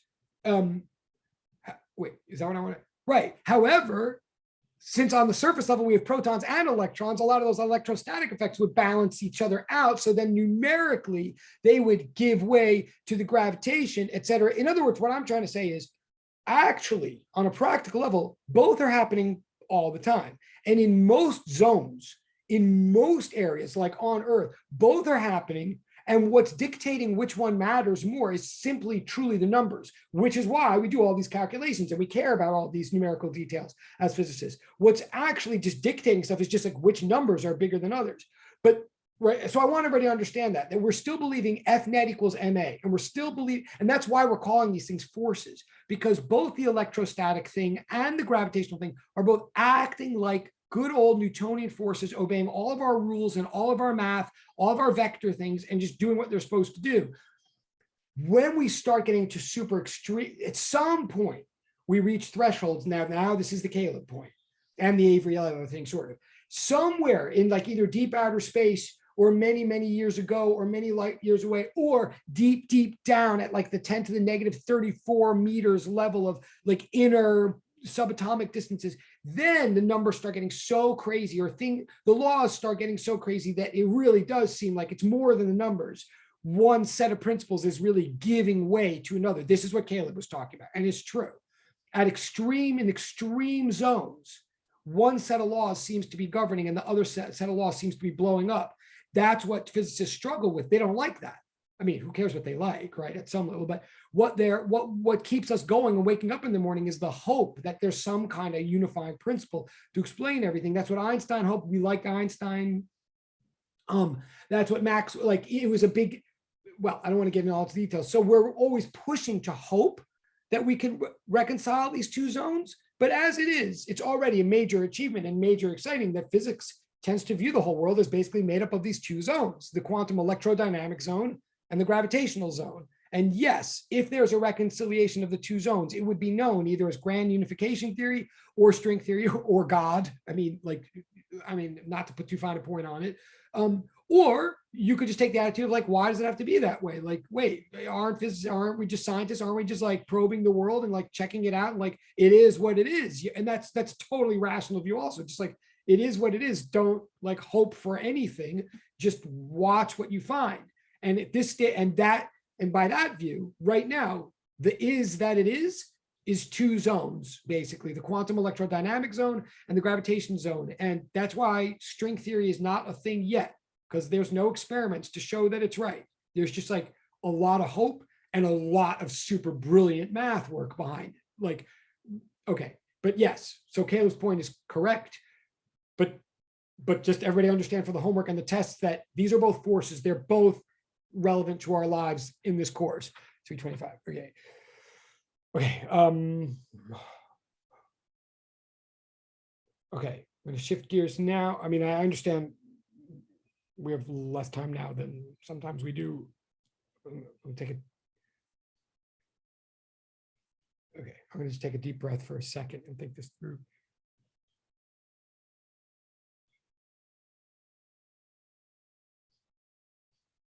Right, okay. In the time that we have left, what I want to try to explain, what I want to try to address now, I'm going to go the opposite way. I want to be less philosophical now, or less deep, and I want to be practical. I want to deal with like, how do we actually use these equations, which really means I need to, and this will get into the homework 5 and those YouTube things that I posted. What I have to get into now is how do we deal with the issue of direction? Like specifically, all masses all pull on one another, but protons and electrons can pull or push. So we have to worry about direction. And that, yes, that comes into play with pluses and minus signs. We have to start worrying about them. But more specifically, since anytime we worry about direction in physics, we use vectors to worry about directions. And we're now in 3-dimensional space. So we have to treat vectors with some care. Like, it's not just good enough to have plus and minus signs. We need vectors to address direction. So now that's what I'm going to do. And wherever I get cut off here, I mean, I'm watching the clock. We've got still somehow 30 minutes. If I get cut off at a certain moment or there's still confusion, I would recommend watching the two or one of the two YouTube videos that I posted from like 2 years ago.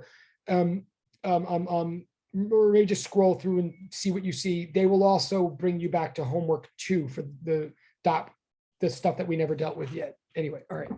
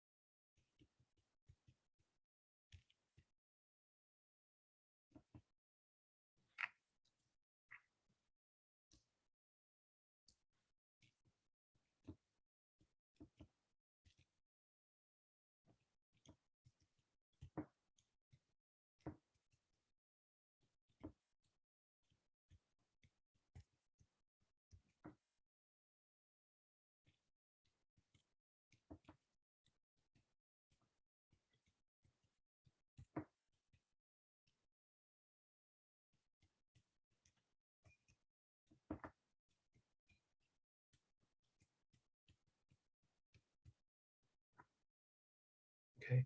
Whenever I use pull, I mean attraction. And whenever I say push, I mean repulsion, right? So protons push other protons, protons pull electrons. I guess I should make that clear.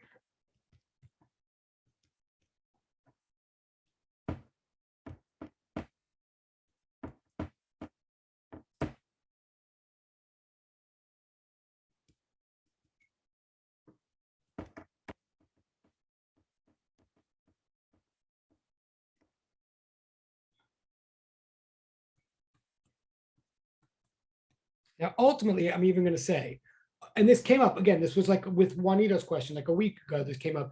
You're going to see what it actually makes sense. We end up using minus signs to mean attraction or pull, and we end up using plus signs to mean repulsion or push. That may or may not be obvious or sensible to you right now, but it is true. And in a way, I'm going to do a bunch of vector stuff to show like how that all works. Okay.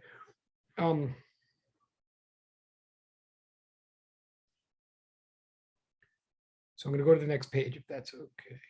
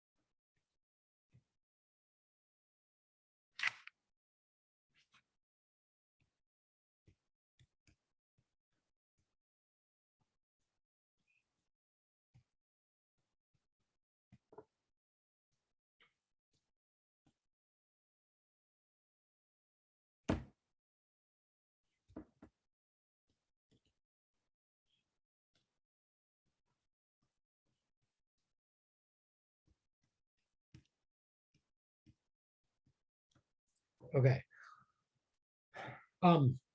So what I'm saying is if you want to take into account direction, pull or push, and ultimately if you want to put direction like on a coordinate grid or on a compass or on a map, like if ultimately the sun is pulling the earth and you want to know is it pulling it to the east or to the north or however you say that in outer space, if you just want to say is it pulling to the left or to the right, if you want to keep track of directions, or again, like the example from the other day, just if you've got a bit of mass and it's being pulled by two things in two different locations in space and you want to add up how they're pulling, right? You've got to take into account direction, and you've got to take into account direction in three-dimensional space, which means you ultimately have to deal with vectors and components and stuff like that, right? So ultimately, if you want to be proper about this, you got to recognize that each one of these forces is a vector. It has magnitude and direction. So I put arrows. So if I'm looking at the real gravitational force as a vector, I put the vector symbol over the FGR to say, okay, I'm now trying to calculate the gravitational vector. Oh God, I'm about to run out of batteries.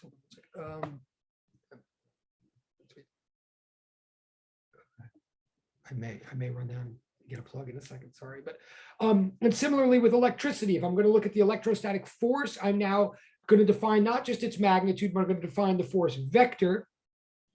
And so I write it out, and I not only include pluses and minuses, but I put this symbol on the right-hand side of each equation. I put an R. Suddenly I'm introducing an R. It looks like I'm multiplying by another R, which is weird, right? But I'm not exactly. I introduce an R with a caret on top, a hat on top. And ultimately what that thing there is a vector, okay? And I need it on the right side.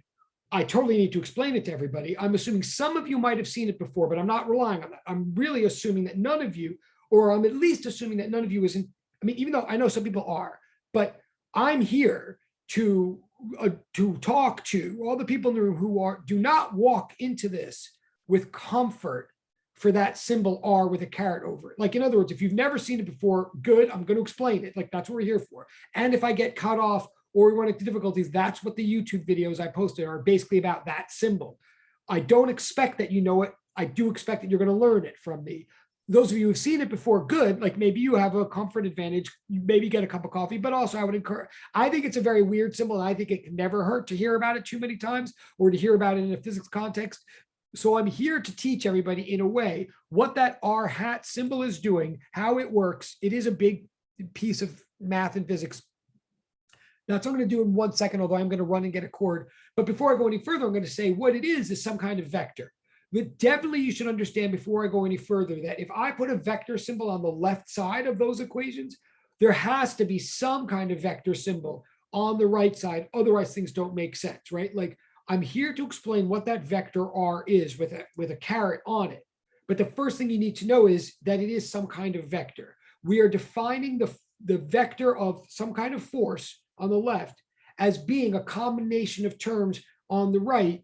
One of those terms better be a vector, otherwise our two sides are not equal. So we are now going to explore the vector force of gravity or electricity by looking at the vector R. That thing is technically called the unit vector R. That's what I'm going to try to teach now, but I'm going to run and get a cord for my computer. Excuse me, or everybody take 2.5 minutes.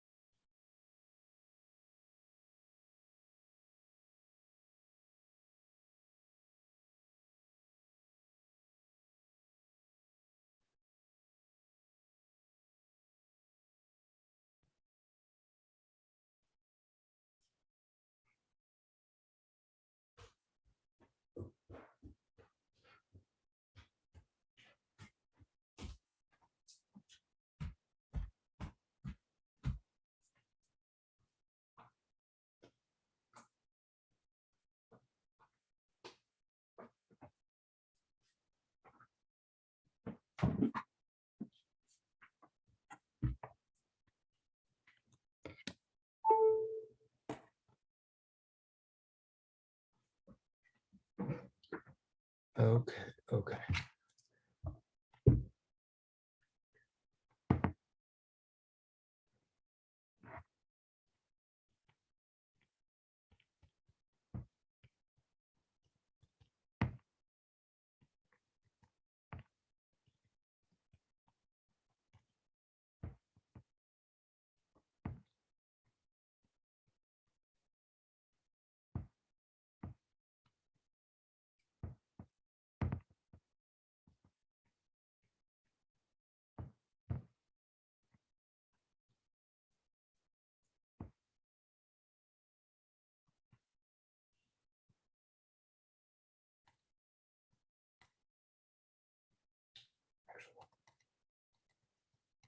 That was true. I was doing different colors.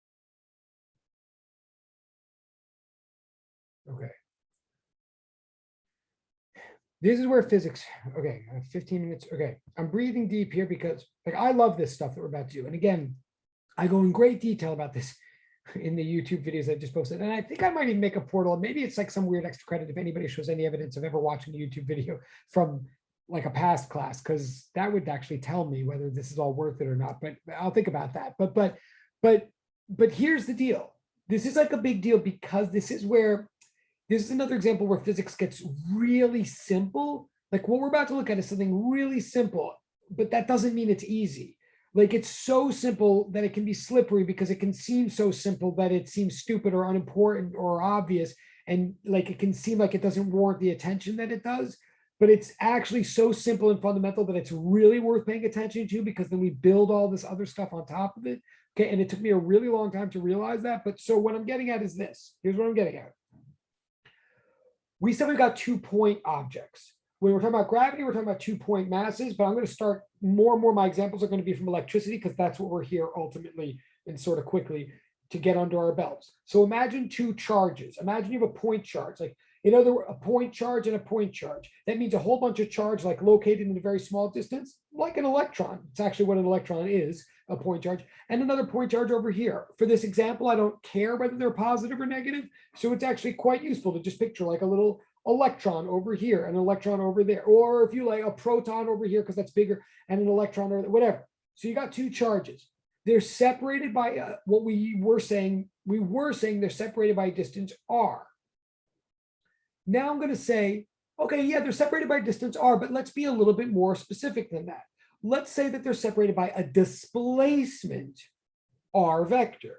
Like remember, distance is the magnitude of the displacement vector, right? I mean, remember from like physics 1, distance is a scalar, displacement is a vector, displacement is a quantity that takes into account direction, distance is just the size of that vector, right? Right, so like in physics 1, an example of a displacement might be, or an example of a distance might be 3 meters, but an example of a displacement is like 3 meters to the north, or what we might then decide to call positive 3 meters, right? Or if we were in like in 3-dimensional space in physics 1, we might say 3 meters at an angle of 42 degrees northeast, right? And that would be a displacement if we had an actual size and a direction. Okay, bear that. So in your mind, think of the displacement between 2 charges. That is an arrow whose size is the distance between those 2 objects, but who points specifically, like displacement points specifically from one object to the other. This now totally gets to Shankia's question. I think it was Shankia, and Kirsty's answer and Catherine's answer. Like here now, remember we got 2 objects, like say a proton and an electron. We could call either one number 1 and we could call either one number 2, but say we're now going to focus on what the proton is doing to the electron. Like we're focusing our attention on how hard is that proton pulling the electron. Again, we know in the back of our minds the electron's also pulling back on the proton, but that's a different free body diagram, different question, like it'll lead to different accelerations, whatever. So say we're asking about how the proton is Q1 is acting as a source of some pull that's acting on Q2, the test, the receiver of that pull, okay? Or it could be a put, like, I don't care if it's pull or push, but we're just asking, how is Q1 affecting Q2? We would draw an arrow pointing from Q1 to Q2. An arrow that specifically points from source to test. Again, this assumes that we've already designated in our mind that one of them is the source and one of them is the test. And it's in our mind, but so is all of physics. So we draw an arrow from the source to the test. That arrow is now going to be called the displacement vector R. Okay. It has a magnitude and a direction. So let's talk about that and then I'm going to go back to this page in a second. But so we have a displacement vector R. It's just a displacement. Hello. Okay.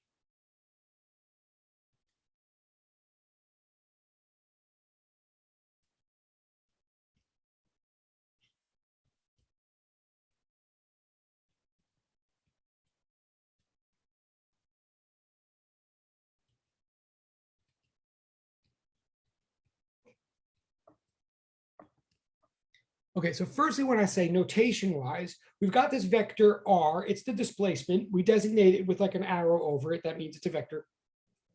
If we take just its pure magnitude, kind of like its absolute value, right? But absolute, so, but if we use these two lines, those two lines refer to the magnitude of a vector. It's like how, I'm sorry, these four lines. It's just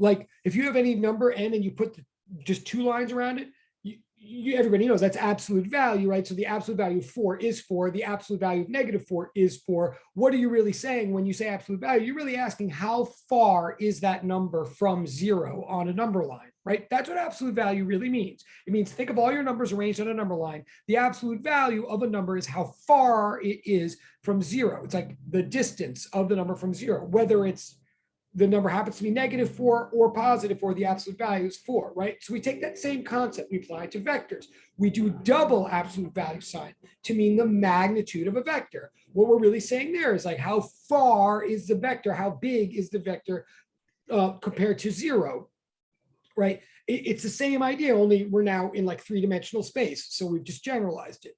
So first of all, I just want to say, if you're ever dealing with vectors, like the vector R, if you know you're dealing with vectors, you use arrows. And whenever you just want to refer to the absolute value, excuse me, when you just want to refer to the magnitude of a vector, you leave the vector symbol off. Like in a way, what I'm saying is obvious here, but I'm just like noting notation that when we leave the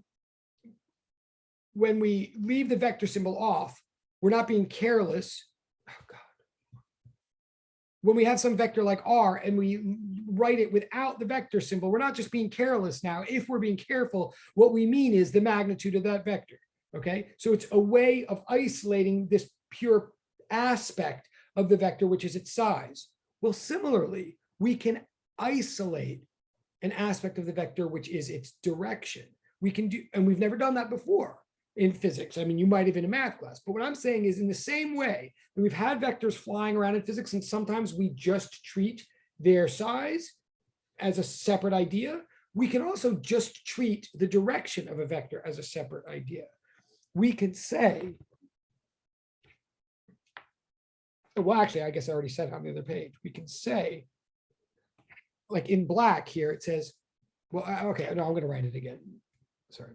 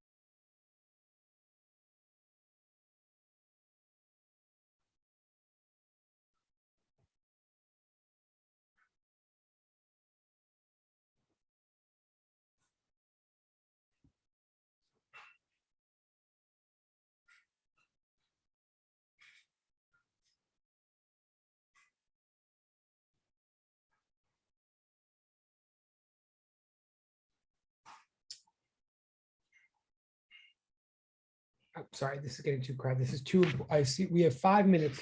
This is almost my last thing, but this last thing I'm trying to say is too important to crowd on this page like this. So bear with me. I apologize. It's just going to be too illegible. So hold on.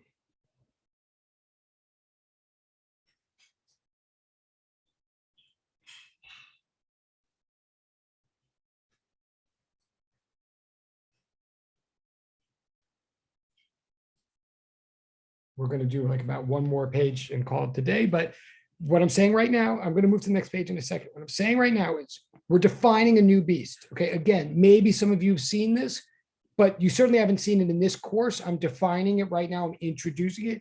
I'm saying from now on, there's this vector that, assuming we're playing with a vector called R vector, which is a displacement vector, we're going to introduce a new vector that we're going to call R hat, like that R with the caret over it. In physics, we call that caret a hat. I know that's like totally loserish, but we do. Like that's technically what we call it. So that R with a caret over it, if you're reading it out loud or you're referring to it in conversation, you literally call it R hat, as silly as that is. And there's like no other option. Like that's what you call it, R hat. But what R, okay, so that thing is read R hat. It's defined, like notice a triple equal sign.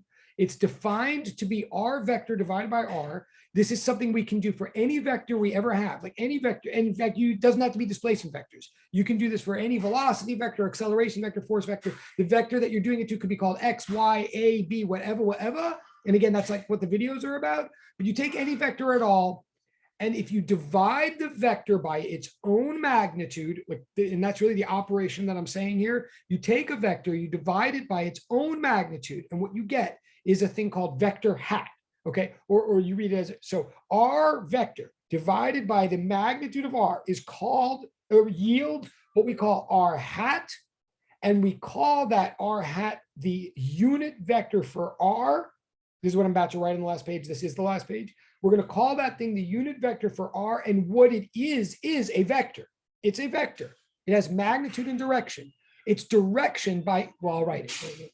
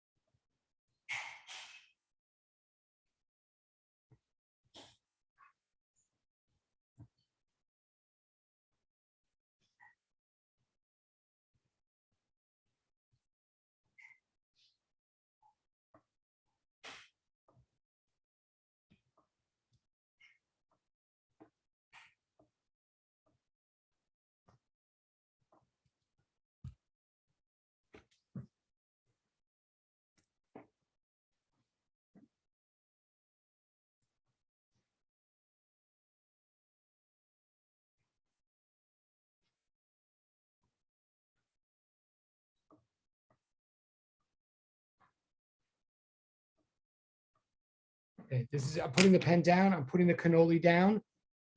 I'm saying R hat from, and this may or may not clarify. Well, anyway, this is where we're ending. I'm saying right now, this is just a piece of notation. In some ways, it's very simple, but it's like very powerful. We use it all the time in physics. You'll see it all the time in advanced physics and math. And frankly, it's the thing that confused me for the long, like you want to know what it is. R hat means the unit vector for R. We can design a hat vector for any vector that we ever have. It is the original vector R divided by its own magnitude. So if the original vector R was like 5 meters to the northeast, then our hat would be a vector that points to the northeast, but has a length of 5 divided by 5, 1. Like what we did intentionally to construct our hat was we took our original vector and we divided out its own size. So if its own size was 3, we divided by 3, we got 1. If its size was 5, we divided 5 by 5, we got 1. Our hat always is a vector. It always has a direction, but it always has a magnitude of 1. So it's a way of designating the direction of our original vector without getting confused or drifting into issues of size. Just like R is the pure size of our vector, our hat is the pure direction of our vector. In fact, I'm not going to a new page, but just to emphasize this even further, what we're really saying in short is this convention allows us to, from now on, think of any vector R. We can now think of any vector R as a simple product of its pure magnitude times its pure direction. Like we've always said that vectors are magnitude and direction in English. This allows us to think of that actually as a mathematical package, to think of a vector as like a monomial that is like composed of a pure magnitude times a pure direction. And it allows us to then carry out notations and calculations that way. So it's 356. So if you go back, I'm not going to flip pages, I'm putting down the cannoli and all that, but if you look back at our equations, when I write F E equals KQ over R squared times R hat, all I'm doing there is saying that that entire force is a vector that points in the direction from source to test, if it's all positive. And if it's negative, it pulls back from source to test. That's what all that means. But we're going to stop now. You all have been extremely patient. I will obviously hang out for a couple of minutes for any last questions or blah, blah, blah, but you are free to go. Thank you for waiting so long. Oh, I hope Caleb, oh yeah, okay. Thank you. Thank you very much. Okay, awesome. Thank you. Yes, see you tomorrow. Yes. Thank you. Thank you. Thank you, Professor. See you tomorrow. Yeah, thank you very much. See you tomorrow. Thank you. Awesome. See you. Oh, the chat. Oh, no, that's all. Yes. Okay.